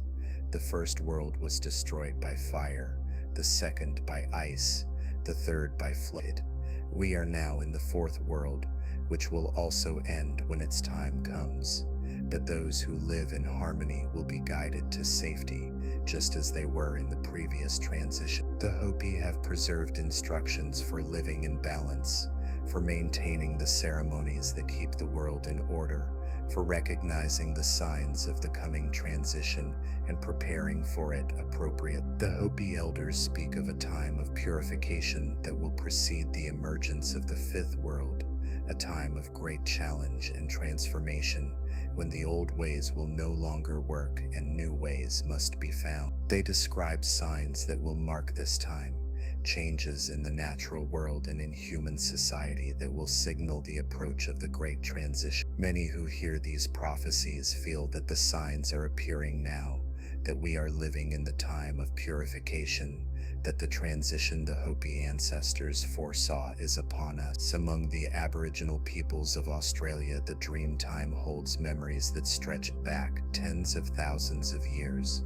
memories of the creation of the world and the great beings who shaped it. The dream time is not simply the past, it is an eternal now, always present beneath the surface of ordinary reality, accessible through ceremony and dream, and the sacred sites that dot the landscape. In the dream time, the ancestors still live, the creation is still happening, the wisdom of ages is still available to those who know how to receive. Australian Aboriginal traditions include accounts of great floods that reshaped the coastlines, flooding lands that had been dry for thousands of years. Geological research has confirmed that sea levels rose dramatically at the end of the last ice age, flooding vast areas of the Australian continental shelf that had been inhabited for millennia. The Aboriginal stories are not myth in the dismissive sense, they are history, oral records of events that occurred more than 10,000 years ago, preserved with remarkable accuracy through countless generations.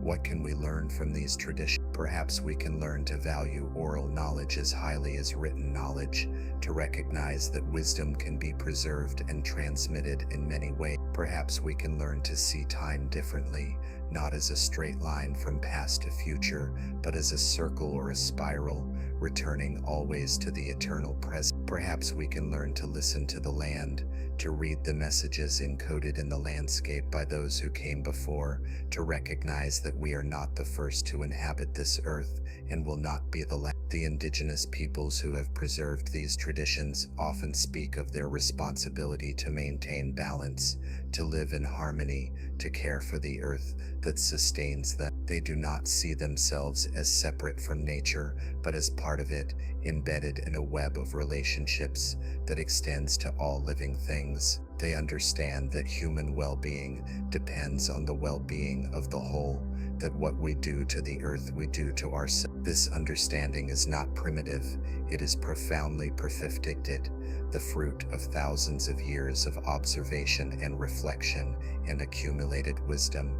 And it is precisely this understanding that the flood stories warn us not to forget. When the ancient civilizations fell out of harmony, when they forgot their connection to the earth and the cosmos, when they pursued power and wealth at the expense of balance and wisdom, the flood came. The waters rose, the cities fell, the knowledge was scattered. It was not an angry God punishing disobedience.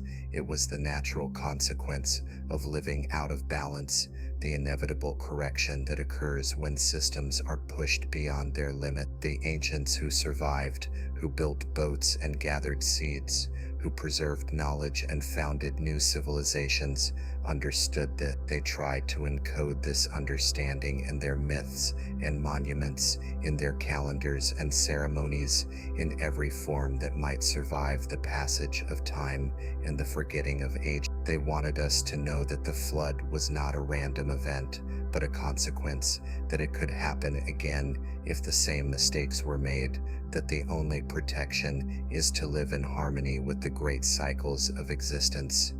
Let your mind soften net.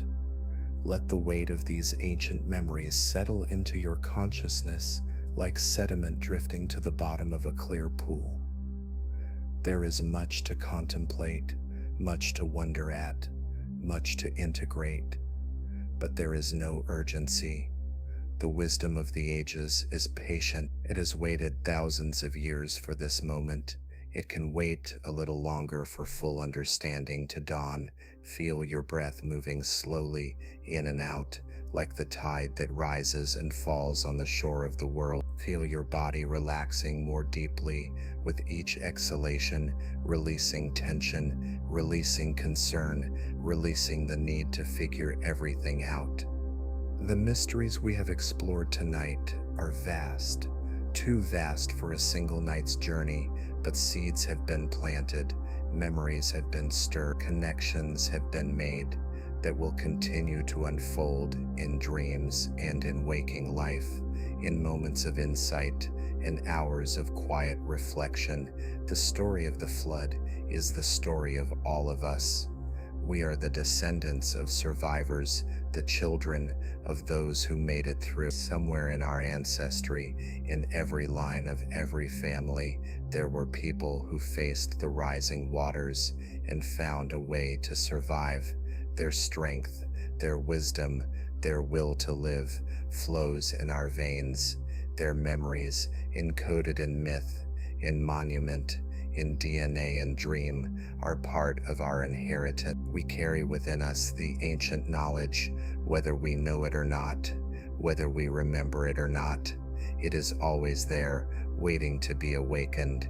And perhaps this is the true meaning of the ancient warning. Not just that catastrophe happened, not just that it might happen again, but that we have within us the resources to meet whatever comes. The ancestors who survived the flood were not superhuman. They were people like us, facing circumstances beyond their control, with courage and wisdom and faith. They did not know if they would succeed. They did not know if their knowledge would be preserved. They did not know if future generations would understand their messages, but they tried anyway. They built their monuments and told their stories and trusted in the continuity of human spirit. We too are called to this trust.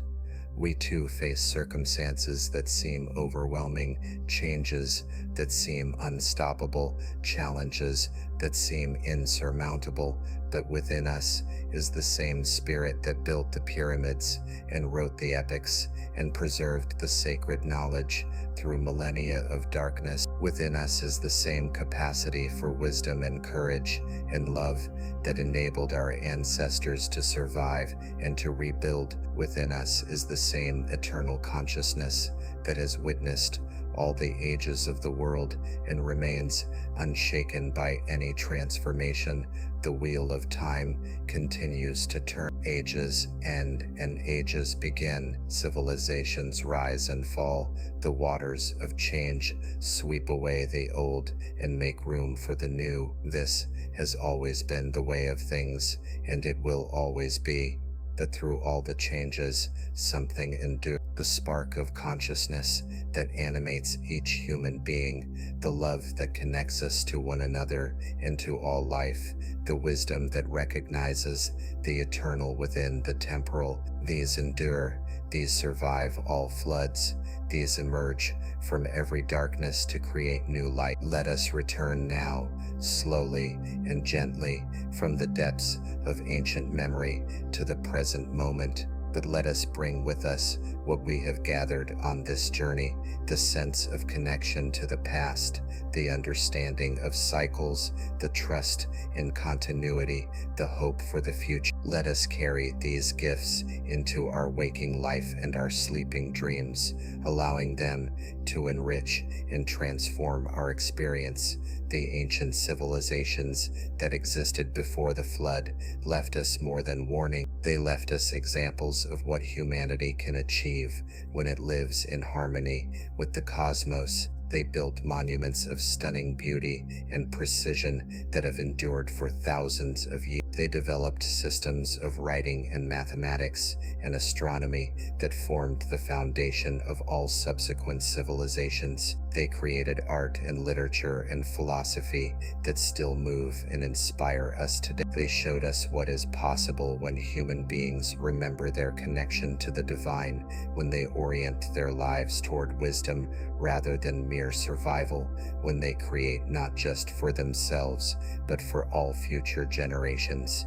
This is the heritage they wanted us to inherit. Not fear of destruction, but confidence in creation. Not despair, despair at the ending of ages, but hope in the beginning of new ones. Not attachment to what was, but openness to what might. They knew that the world they had built would not last forever, but they trusted that the essence of what they had learned and achieved would survive in some form, would be discovered and developed by those who came after, and we have not disappointed them. Despite the dark ages that followed the flood, despite the forgetting and the confusion and the loss of so much ancient knowledge, humanity has continued to learn and grow. We have rediscovered many of the secrets the ancients knew. We have developed new knowledge and new technologies that they never imagined. We have extended our vision to the farthest galaxies and the smallest particles. We have connected the world in ways that would seem miraculous to our ancestors. We are fulfilling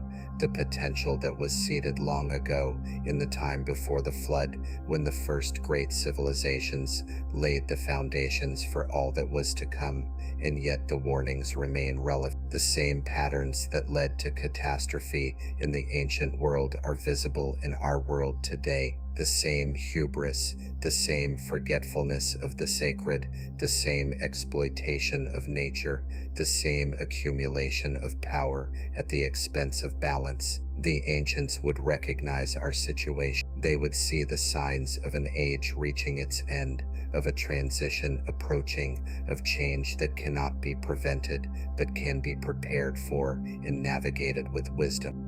Perhaps this is why the ancient memories are awakening now, why interest in lost civilizations and ancient mysteries is growing, why so many people are drawn to explore the wisdom of the past. Perhaps the collective unconscious is remembering, is stirring, is preparing for the transition that approaches. Perhaps the messages encoded by the ancients are finally being decoded, their warnings finally being heeded, their wisdom finally being integrated into our understanding of ourselves and our place in the great cycles of time. If so, then this journey tonight is part of something larger, part of the great awakening that precedes every new. By listening to the voices of the ancestors, by opening ourselves to the wisdom they tried to preserve, by contemplating the mysteries they encoded in stone and story, we are participating in the continuation of an ancient work. We are receiving the transmission that was meant for us,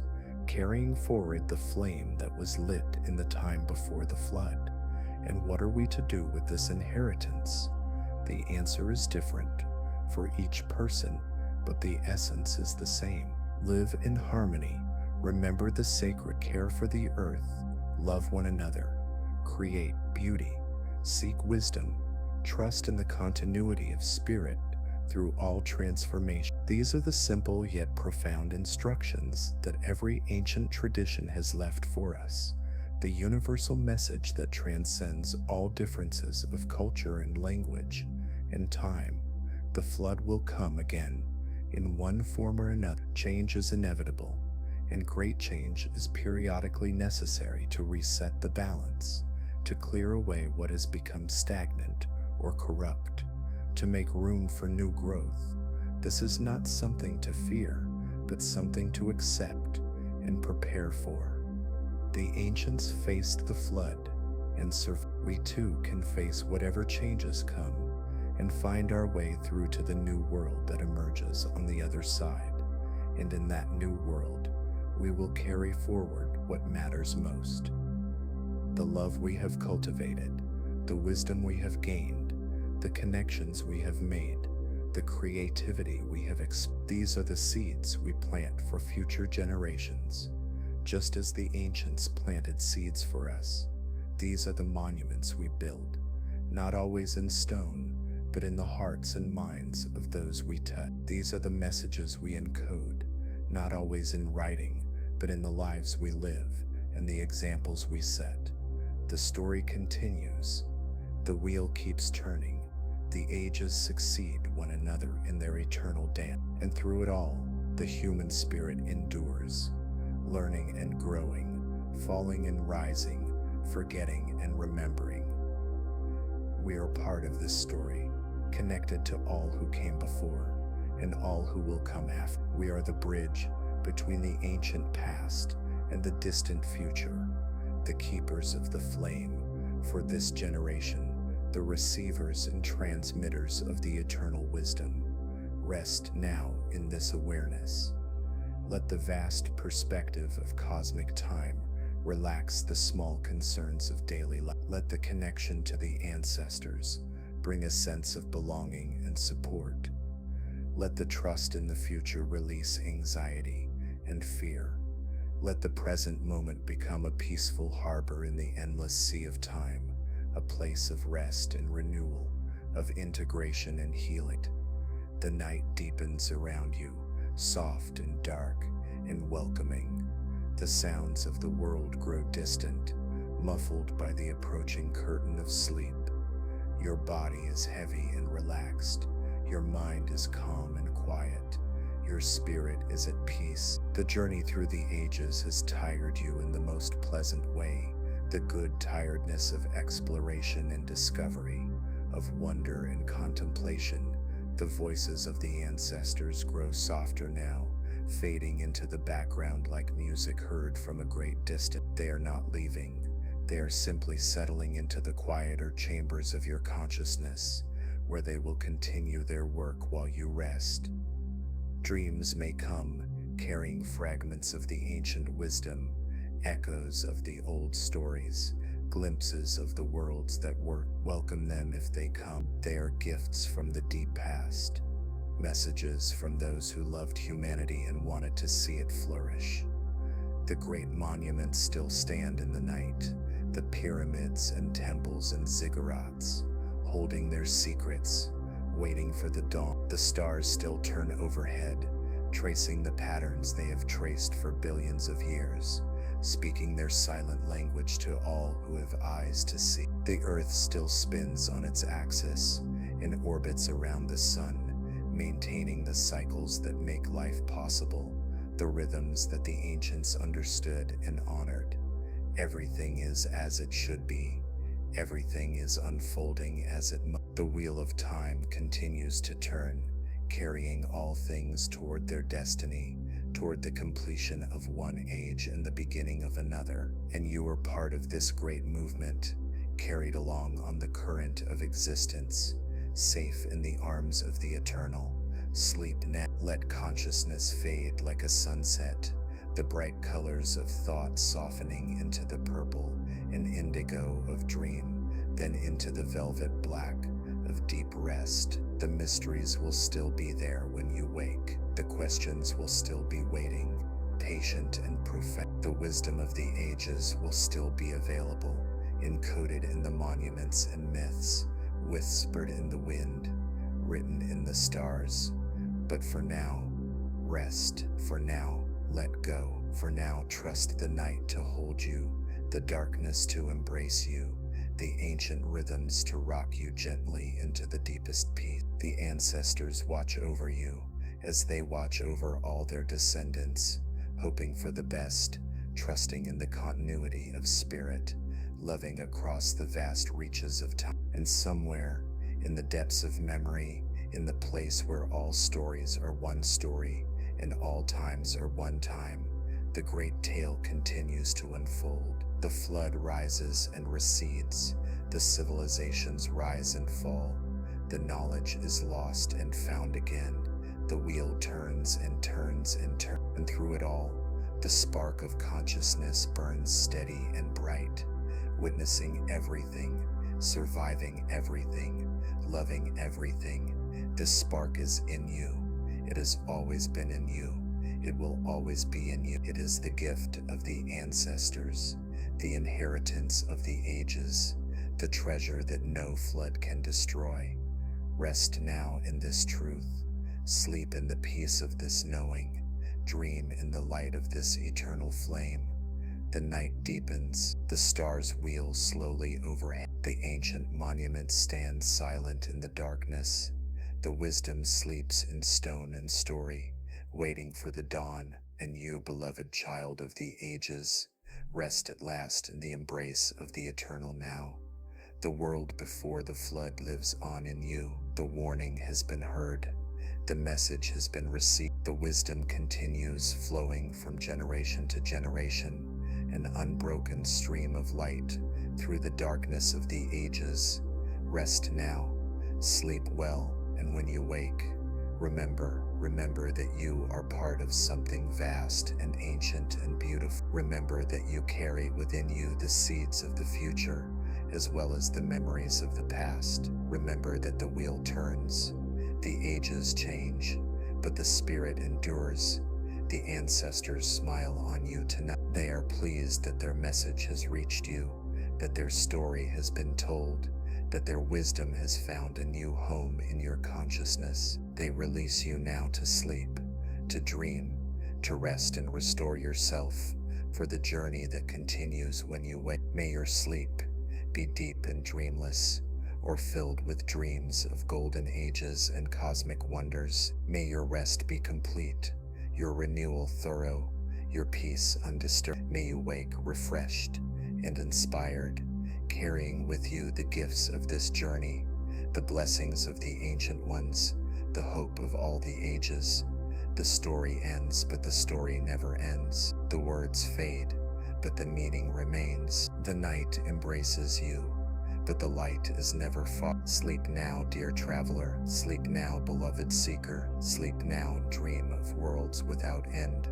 The voices grow silent, the images dissolve, the vastness of time folds gently inward, becoming the intimate darkness of approaching sleep. Nothing remains but breath, soft and slow, and heartbeat, steady and sure, and the gentle pull of rest, irresistible and welcome. Let it come. Let sleep come like a tide that has been waiting just offshore, patient and inevitable. Let it rise and carry you to shores unknown, to lands of dream and shadow, to the places where the ancestors walk and the ancient wisdom lives.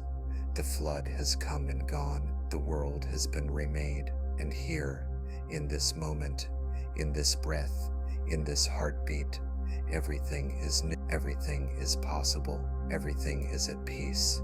Sleep now, the journey is complete, the night is kind. Tomorrow waits with new mysteries and new wonders, but tonight, only rest. Tonight, only peace. Tonight, only the gentle embrace of the dark.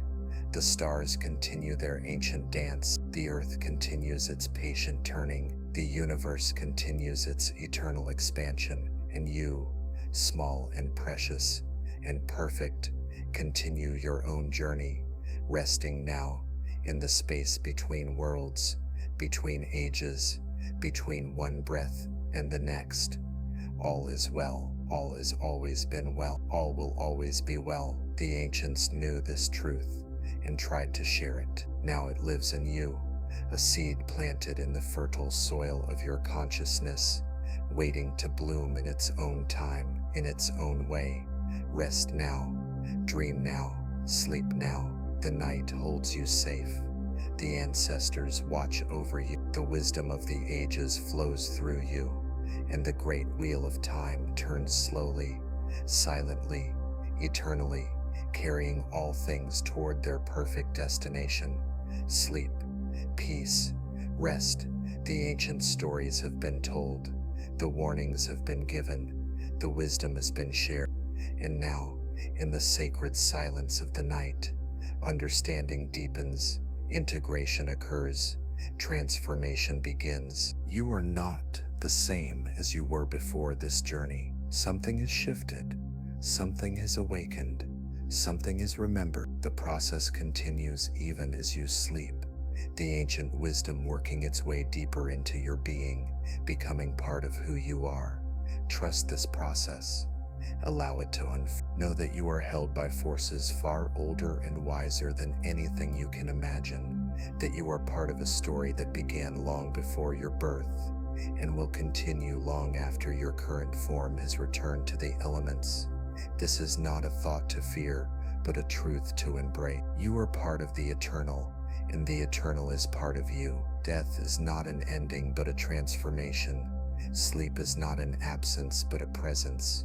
The night is not empty but full of mysteries waiting to be discovered. Rest now in this fullness. Sleep in this mystery.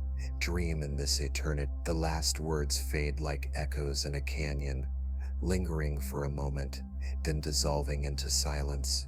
But the silence is not empty. It hums with the vibration of everything that has been said and everything that remains unsaid, with the presence of the ancestors and the promise of the future, with the love that underlies all existence and the peace that passes all understanding. This is your birthright. This is your inheritance. This wisdom. This is your nature. This love. The ancients knew it and tried to remind you. Now you remember, if only in the twilight space between waking and sleeping, if only in the depths of your dreams. Carry this remembering with you when you wake. Let it inform your days and your choices. Let it guide you toward harmony and balance, toward wisdom and compassion, toward the life the ancestors hoped you would live. But for now, only rest. For now, only peace. For now, only the gentle falling into the arms of sleep. The sweet surrender to the darkness that is not dark at all but full of secret light. The night deepens still. The silence grows rich. The space between thoughts widens until there is only space, only being, only the quiet awareness that witnesses all things without being disturbed by any of them. This is the essence that survives all floods. This is the consciousness that endures all changes. This is the truth the ancients encoded in their monuments and myths, the treasure they tried so hard to preserve.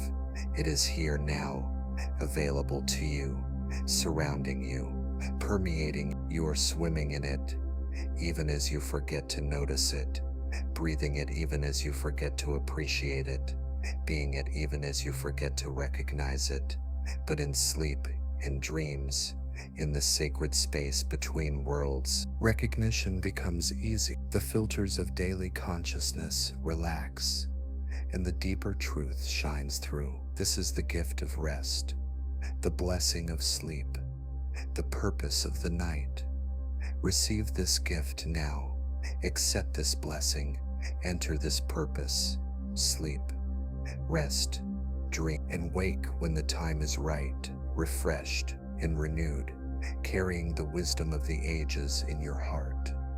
The great civilizations that came before the flood left their messages in stone, in story, in monument and myth. They wanted you to know that the world is more mysterious than it appears, that history is longer than we imagine, that humanity has risen to great heights before and fallen and risen again. They wanted you to know that the cycles of time are impersonal but not uncaring, that the forces that shape the world are vast but not indifferent, that the cosmos is alive with meaning and purpose even when we cannot perceive it. They wanted you to know that you are not alone, that you are part of a lineage that stretches back to the dawn of consciousness, that you carry within you the accumulated wisdom of countless generations, waiting to be awakened and expressed. And most of all, they wanted you to know that all will be well, that despite the floods and the catastrophes, despite the dark ages and the forgetting, despite the suffering and the loss, the human spirit endures, the wheel turns, the ages change, and new golden ages dawn, bringing with them new opportunities for wisdom and joy and love. This is the message they left for you, carved in stone and whispered in story, encoded in the stars and preserved in the earth. This is the inheritance they wanted you to receive, the gift they hoped would reach you across the vast ocean of time, and it has reached you. Tonight, in this journey through the ages, you have received what they wanted you to have. You have heard their voices. You have felt their presence. You have touched the edge of the mystery they spent their lives exploring. Now rest in what you have received. Let it integrate. Let it transform. Let it become part of who you are, shaping your thoughts and your actions, guiding you toward the harmony and balance the ancestors so valued. The night grows softer still, The silence deepens into something beyond silence, a fullness so complete it contains all sounds and all absences of sound. Your breath slows to the rhythm of the ocean, to the pulse of the earth, to the heartbeat of the cosmos itself. You are safe here. You are held here. You are loved here. Sleep now, dear one. Sleep, and let the ancient wisdom do its work in you. Sleep, and let the mysteries unfold in their own time. Sleep, and trust that when you wake, you will be more than you were before, wiser, kinder, more connected to the great web of life that supports and sustains all things. The story of the flood is the story of ending and beginning, of death and rebirth, of the old making way for the new. It is a story that repeats endlessly throughout the cosmos, at every scale from the individual to the universal. Stars are born and die. Galaxies form and dissolve, civilizations rise and fall, and through it all, the eternal witness observes, learning, growing, loving. You are that witness. You have always been that witness. You will always be that witness. The forms change, the experiences vary, the stories differ, but the essential awareness that you are remains constant, unchanged by all the changes, unshaken by all the shakings, unshaken by all the shakings, untouched by all the touchings. Rest in this truth, sleep in this awareness, dream in this eternity. The ancestors smile, the monuments stand, the stars turn, and you, beloved child of the ages, rest at last, in the peace that was always your true home. May the wisdom of the ancients guide your dreams. May the love of the cosmos fill your heart. May the peace that passes understanding settle into every cell of your being. And may you wake when the time is right, ready to live the truth you have remembered tonight. The words end, the silence begins, and in that silence, everything continues. Sleep well, dear traveler. The silence that follows words is never truly empty. It is filled with the echo of everything that has been said, the resonance of meaning continuing to vibrate in the spaces between thoughts.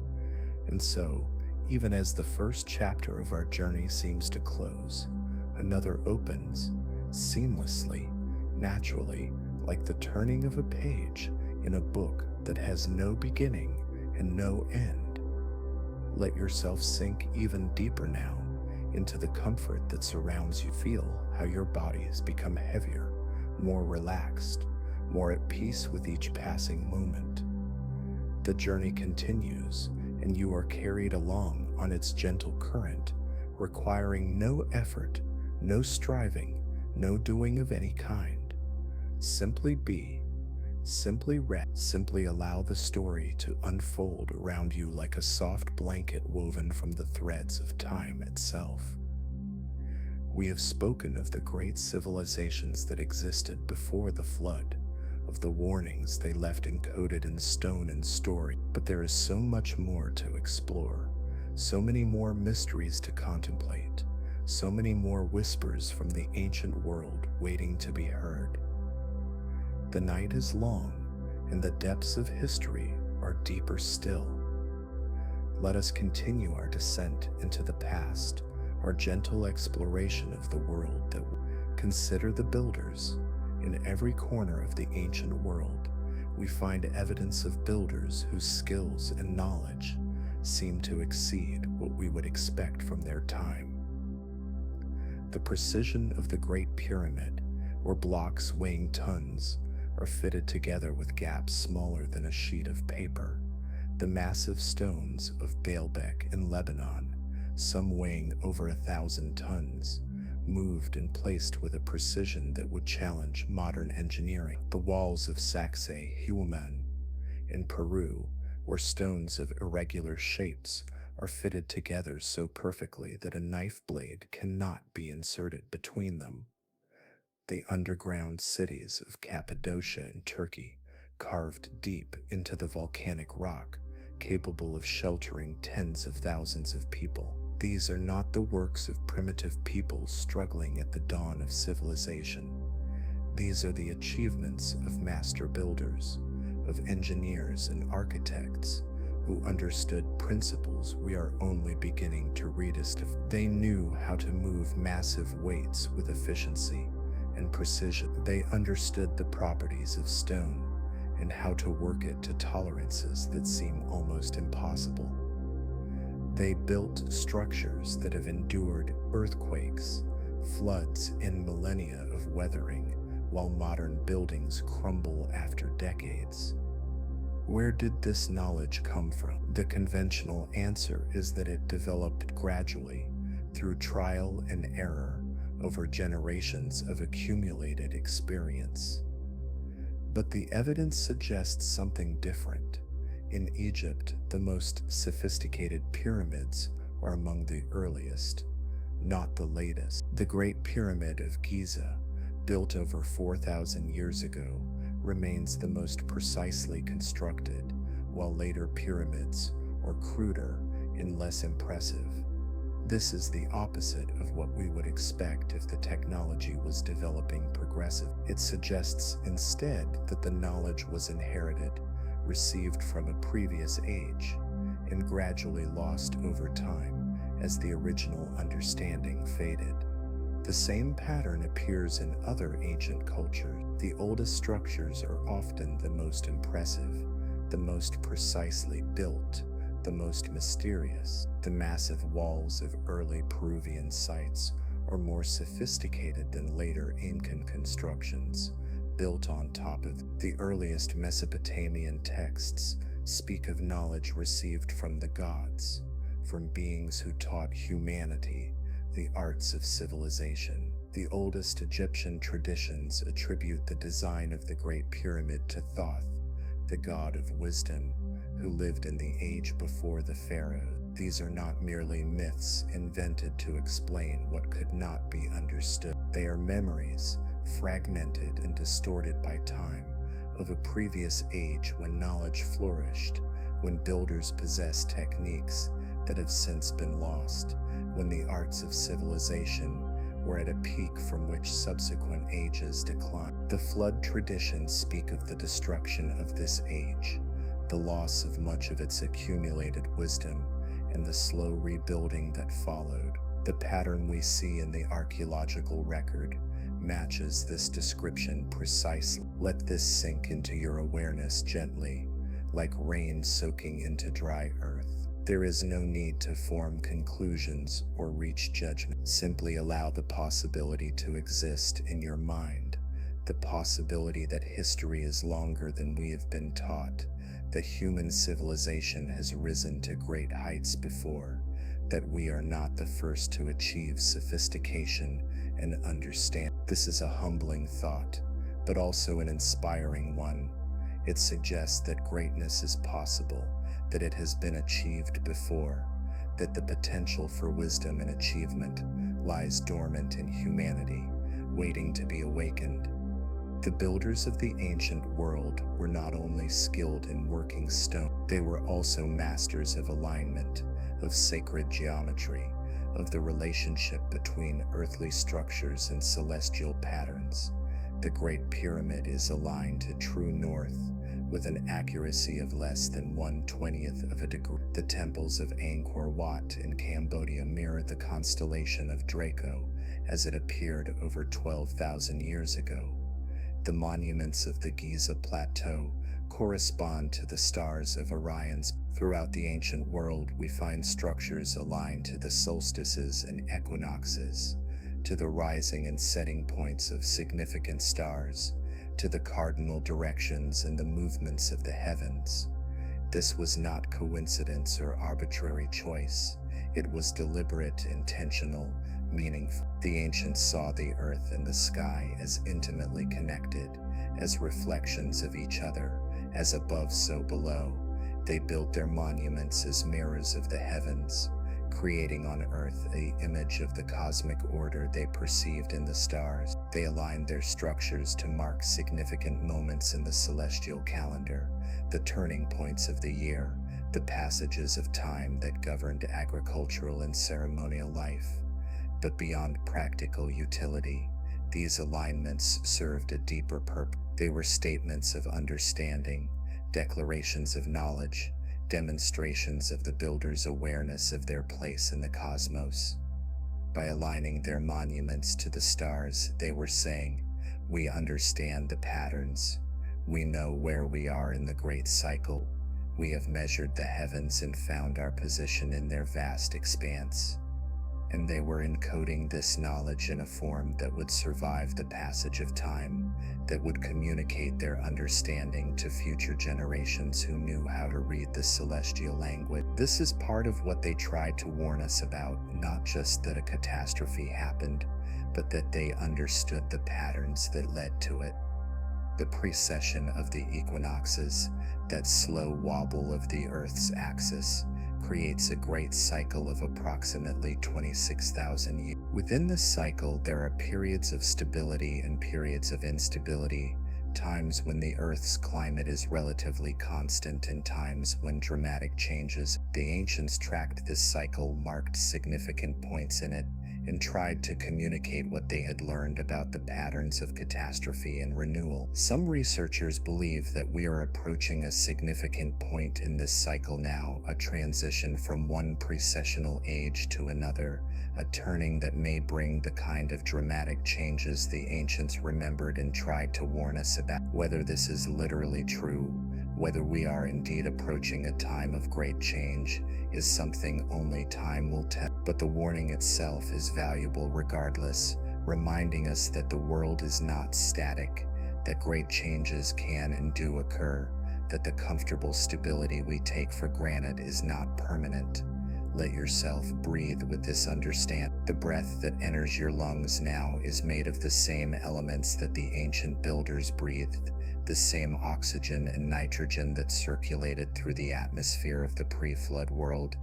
The carbon in your body was forged in the hearts of stars that burned long before the earth was formed. The water in your cells has cycled through countless living beings, through rivers and oceans, through the rain that fell on ancient forests and the tears that fell on ancient graves. You are connected to everything that has ever been, woven into the great web of existence that stretches across time and space without beginning or end.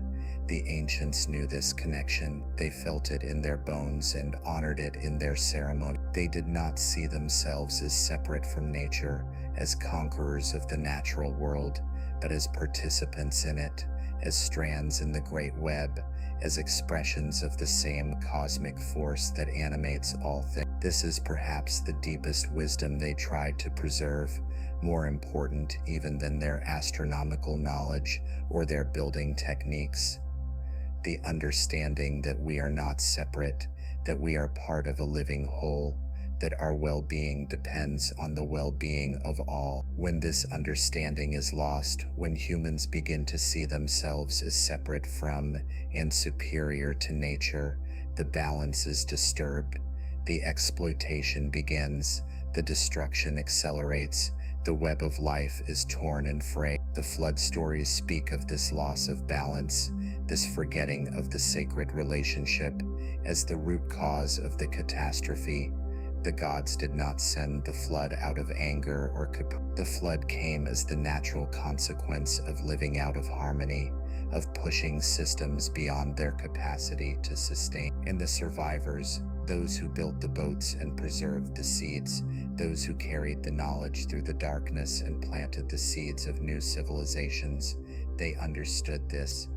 They emerged from the catastrophe with a renewed awareness of the importance of balance, of harmony, of living in accordance with the cosmic patterns rather than against them. They tried to encode this understanding in their teachings and their traditions, to pass it on to future generations who might otherwise make the same mistakes. This is the warning within the warning, not just that catastrophe can occur, but why it occurred. Not just that the world can end, but what causes it to end. The external event, the flood or earthquake or cosmic impact, is secondary. The primary cause is the loss of balance, the forgetting of the sacred, the disruption of the harmony that sustains life. If we address this cause, we may not be able to prevent all catastrophe, but we can build resilience, we can prepare wisely, we can meet whatever comes with the strength and wisdom of those who live in alignment with the greater pattern. Let us travel now to the temples of the ancient world, those sacred spaces where the mysteries were preserved and the connection to the divine was maintained. In every ancient culture, temples served as more than places of worship. They were repositories of knowledge, schools of initiation, centers of healing and astronomical observation, connections between the earthly and the heavenly realm. The temples of Egypt, with their massive columns and painted walls, their dark inner sanctuaries and bright courtyards, were designed to guide the initiate on a journey of transformation from the outer courts where anyone could enter, through progressively more restricted spaces, to the innermost sanctuary where only the high priest could go. The temple mapped a path of spiritual development, a journey from the mundane to the sacred, from the outer to the inner, from the known to the mysterious. Within these temples, the priest preserved knowledge that was considered too powerful, too dangerous, too easily misunderstood to be shared with the uninitiated. This was not elitism, but responsibility. They understood that knowledge without wisdom is dangerous, that power without virtue is destructive, that the mysteries must be approached with preparation and humility. The long years of training required before an initiate could access the inner teachings ensured that the knowledge would be received by those capable of using it wisely.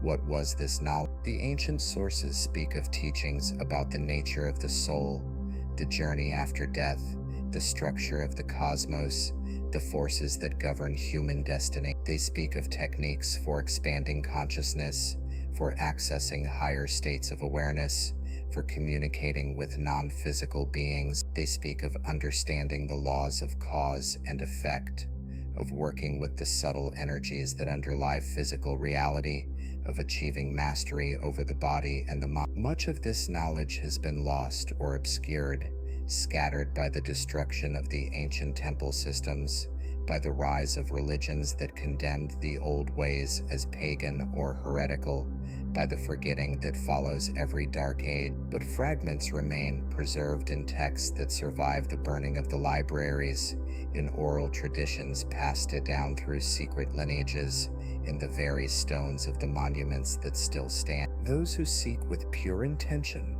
may still find traces of the ancient wisdom, may still piece together something of what was known, may still drink from the fountain that nourished the great civilizations of the past. And perhaps this seeking itself is part of the great pattern, part of the turning of the wheel that brings the wisdom of the past back into awareness as a new age approaches.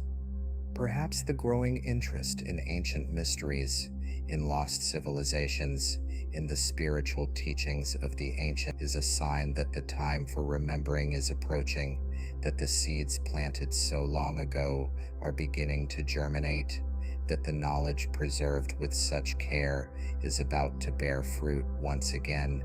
Feel yourself as part of this great pattern, this vast unfolding of consciousness through time. You are not an isolated individual living a brief life on a small planet. You are a wave on the ocean of existence, arising for a moment, experiencing the world from a unique perspective, then dissolving back into the source from which you came.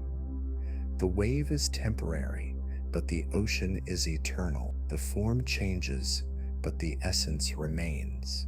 The ancients understood this deeply. Their monuments and myths were not just about the past, but about the eternal, not just about what happened, but about what always happens, not just about specific events, but about the patterns that underlie all events. They were speaking to us not across time, but from outside of time, from the perspective of the eternal, that witnesses all temporal unfolding without being changed by any of it. When you touch this perspective, even for a moment, fear, the fear of death, the fear of catastrophe, the fear of change and loss, all of these rest on the assumption that the temporary form is all there is, that when the wave dissolves, there is nothing left. But from the perspective of the ocean, dissolution is not an ending, but a returning, not a loss, but a homecoming. The wave does not cease to exist when it merges back into the sea. It ceases only to be separate, to be limited, to be confined to a single form. It expands into the infinite, loses its boundaries, becomes one with the whole. This is the teaching behind all the flood stories, the hidden meaning that transcends the literal narrative. The flood is not just a historical event, but a symbol, an archetype, a representation of the dissolution that precedes every new creation. The waters that destroy are also the waters of the womb, the medium from which new life emerges. The ending of the old world is the necessary condition for the beginning of the new. The death of the seed is the birth of the plant. Understand this, really feel it in the depths of your being, and the warning of the ancients becomes not a source of fear, but a source of peace. Change is coming. Yes, the old world is passing away. Yes, there will be challenges and difficulties, losses and griefs, but there will also be a new world, emerging from the waters fresh and clean and full of possibility. There will be new opportunities for growth, new expressions of the eternal creativity, new forms for the timeless wisdom to take. The ancestors who survived the flood did not dwell in despair over what had been lost. They looked forward with hope and determination to what could be created. They gathered their seeds and their knowledge. They found dry land and planted new gardens. They built new cities and developed new civilizations. They turned loss into learning, destruction into creation, ending into beginning. And they left us their example, their inspiration, their assurance that whatever comes, the human spirit can meet it and transcend it. Let us journey now across the ocean to the Americas, to those mysterious lands where great civilizations arose in apparent isolation, yet shared uncanny similarities with the cultures of the old world. Here, in the jungles of Central America and the highlands of South America, we find pyramids and temples, astronomical alignments and sophisticated calendars, flood myths and creation stories that echo what we have explored in Egypt and Mesopotamia and the traditions of Atlantis. The Maya, as we touched upon earlier, were extraordinary astronomers and mathematicians.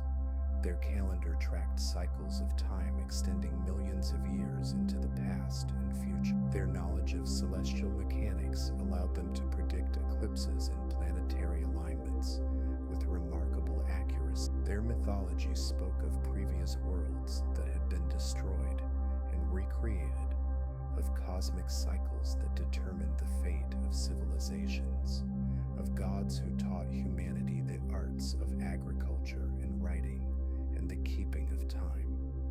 But the Maya were not alone in the Americas. To the south, in the Andes Mountains of Peru and Bolivia, other civilizations flourished, leaving behind monuments that rival anything in the old world for size and precision. Tiahuanaco, on the shores of Lake Titicaca, was already ancient when the Inca found it. According to local tradition, it was built by giants in the time before the sun, in an age so remote that even the oral histories cannot place it precisely. The Gateway of the Sun, carved from a single block of stone, bears inscriptions that some researchers believe encode astronomical knowledge far older than the site's conventional date. The Inca themselves, who built the greatest empire in pre-Columbian America, credited their civilization to Viracocha, a god who emerged from the waters of Lake Titicaca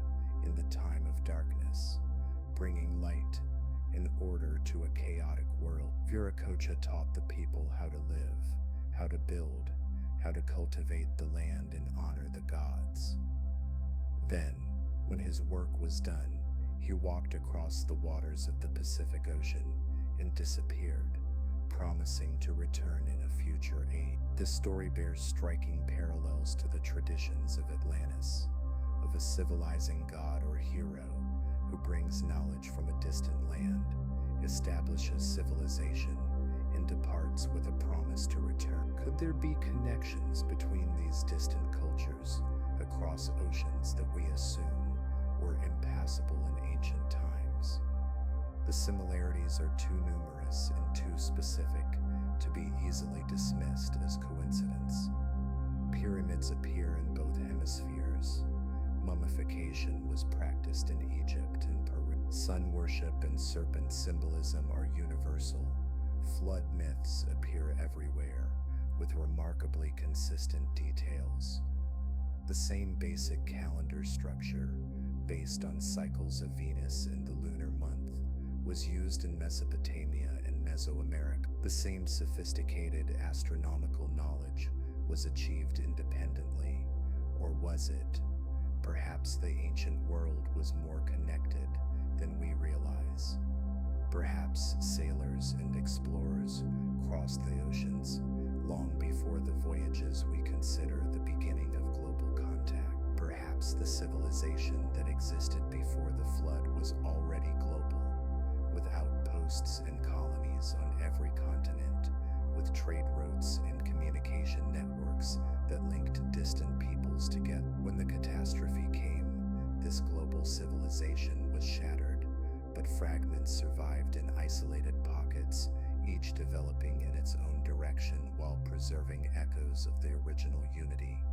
This would explain the mysterious similarities we find across the ancient world. It would explain how the same knowledge and the same myths appear in cultures that supposedly had no contact with each other. It would explain the persistent traditions of visitors from across the sea, of civilizing gods who came from distant lands, of a time before the current age when the world was united and wisdom was shared among all peoples. The evidence is circumstantial but suggestive. Traces of coca leaves, a plant native to South America, have been found in Egyptian mummies. Sculptures in ancient Mexican temples bear faces with distinctly African or Asian features. Maps from the medieval period, supposedly based on ancient sources, show coastlines that were not officially discovered until centuries later. Linguistic connections have been proposed between Egyptian and certain Native American language. Architectural and artistic similarities span the oceans in ways that seem to exceed what parallel development could explain. We cannot prove that a global civilization existed before the flood. The evidence is scattered, fragmentary, open to interpretation, but we can hold the possibility lightly as one way of understanding the patterns we observe, as a hypothesis that makes sense of data that otherwise seems random and disconnected. And this possibility, whether literally true or not, carries a powerful message. It reminds us that humanity is one family, that we are all connected, that the divisions we perceive between races and cultures are relatively recent and relatively shallow compared to the deep unity that underlies them. The ancients tried to remind us of this unity in their myths of common origins, in their traditions of a time when all peoples were one, in their teachings about the essential nature shared by all human beings. They were pointing toward a truth that transcends the apparent diversity of cultures and appearances. We are all children of the same ancestors. We all carry within us the same potential for wisdom and love and creative expression.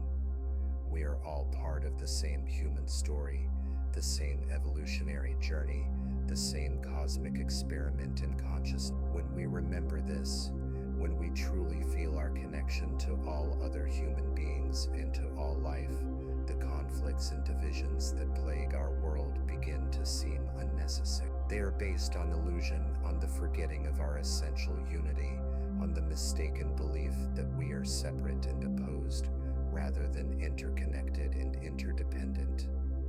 The ancients who survived the flood and founded new civilizations understood that. They tried to build societies based on cooperation rather than competition, on sharing rather than hoarding, on reverence for life rather than exploitation of it. They did not always succeed. The old patterns reasserted themselves over time as the memory of the catastrophe faded and the lessons it taught were forgotten. New empires arose, built on conquest and domination. New conflicts emerged as resources became scarce and populations grew. The golden age that immediately followed the flood gave way gradually to the more familiar ages of bronze and iron, of war and slavery, of the familiar human story of rise and fall. But the vision remained, encoded in the myths and the monuments preserved by the priests and the initiates, waiting for the time when it would be needed again.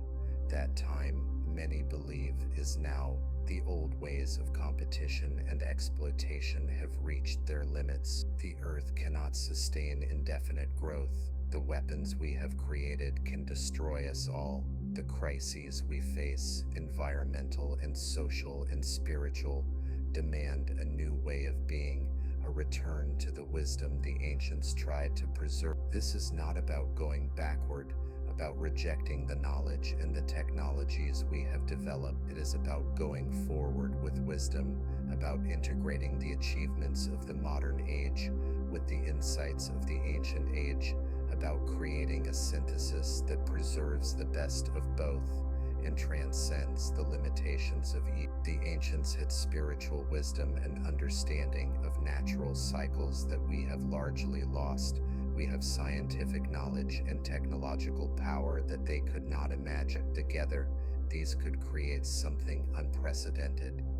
A civilization that combines material advancement with spiritual maturity, technological power with ecological responsibility, individual freedom with collective harmony.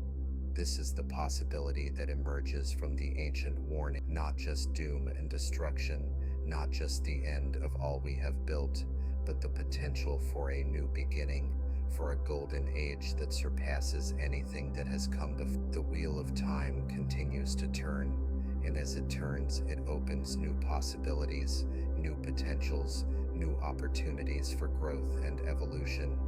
We stand at a turning point, a moment of choice, when the future is not yet determined, and our actions can influence what is to come. Let this sense of possibility settle into your consciousness as you continue to relax and drift towards sleep. The warnings of the ancients are not meant to frighten, but to awaken, not to paralyze, but to inspire. They are a call to action, but also a call to trust, to recognize that we are not alone in facing the challenges of our time, that we are part of a lineage stretching back to the dawn of consciousness, that the wisdom and strength of all who came before us flows through us and is available to us if we open to receive it. The night deepens around you, and the ancient stories continue to weave their patterns in your mind. You are held by the darkness, supported by the silence, cradled by the same earth that supported the ancestors, watched over by the same stars that guided their journeys. Nothing separates you from them except the illusion of time, and in this moment, even that illusion grows thin. You can feel their presence, their wisdom, their love, reaching across the ages to embrace you. They want you to know that you are not alone. They want you to know that the path ahead, though challenging, is not impossible. They want you to know that the same spirit that guided them through the flood and the long rebuilding that followed is with you now, guiding you, supporting you, illuminating the way. Trust this guidance, open to this support. Allow yourself to be carried by forces greater than your individual will, And now, let us speak of the waters themselves, those great waters that rose to cover the earth, that destroyed the world that was, and gave birth to the world that is. Water is the element of emotion, of intuition, of the unconscious depths from which dreams and visions arise. The flood was not just a physical event, but a psychological and spiritual one, a great cleansing that washed away not only the buildings and the roads, but the patterns of thought and behavior that had led to catastrophe. When the survivors emerged from their boats onto the new land, they were not the same people who had entered. They had been transformed by their ordeal, purified by the waters they had crossed. They carried with them the memories of the old world, but they also carried a new understanding, a new commitment, a new vision of how life should be lived. The flood had broken the old patterns and created space for new ones to emerge. This is the initiatory nature of catastrophe. It forces change when change has been resisted, breaks stagnation when stagnation has set in, clears away the old to make room for the new. It is not punishment but medicine, not destruction for its own sake, but destruction in service of creation. The ancients understood. They incorporated symbolic floods into their initiation rituals, submersion and emergence, the death of the old self and the birth of the new. They knew that transformation requires letting go, that new life cannot come without the passing of the old. This understanding can help us face the changes of our own time with more equanimity.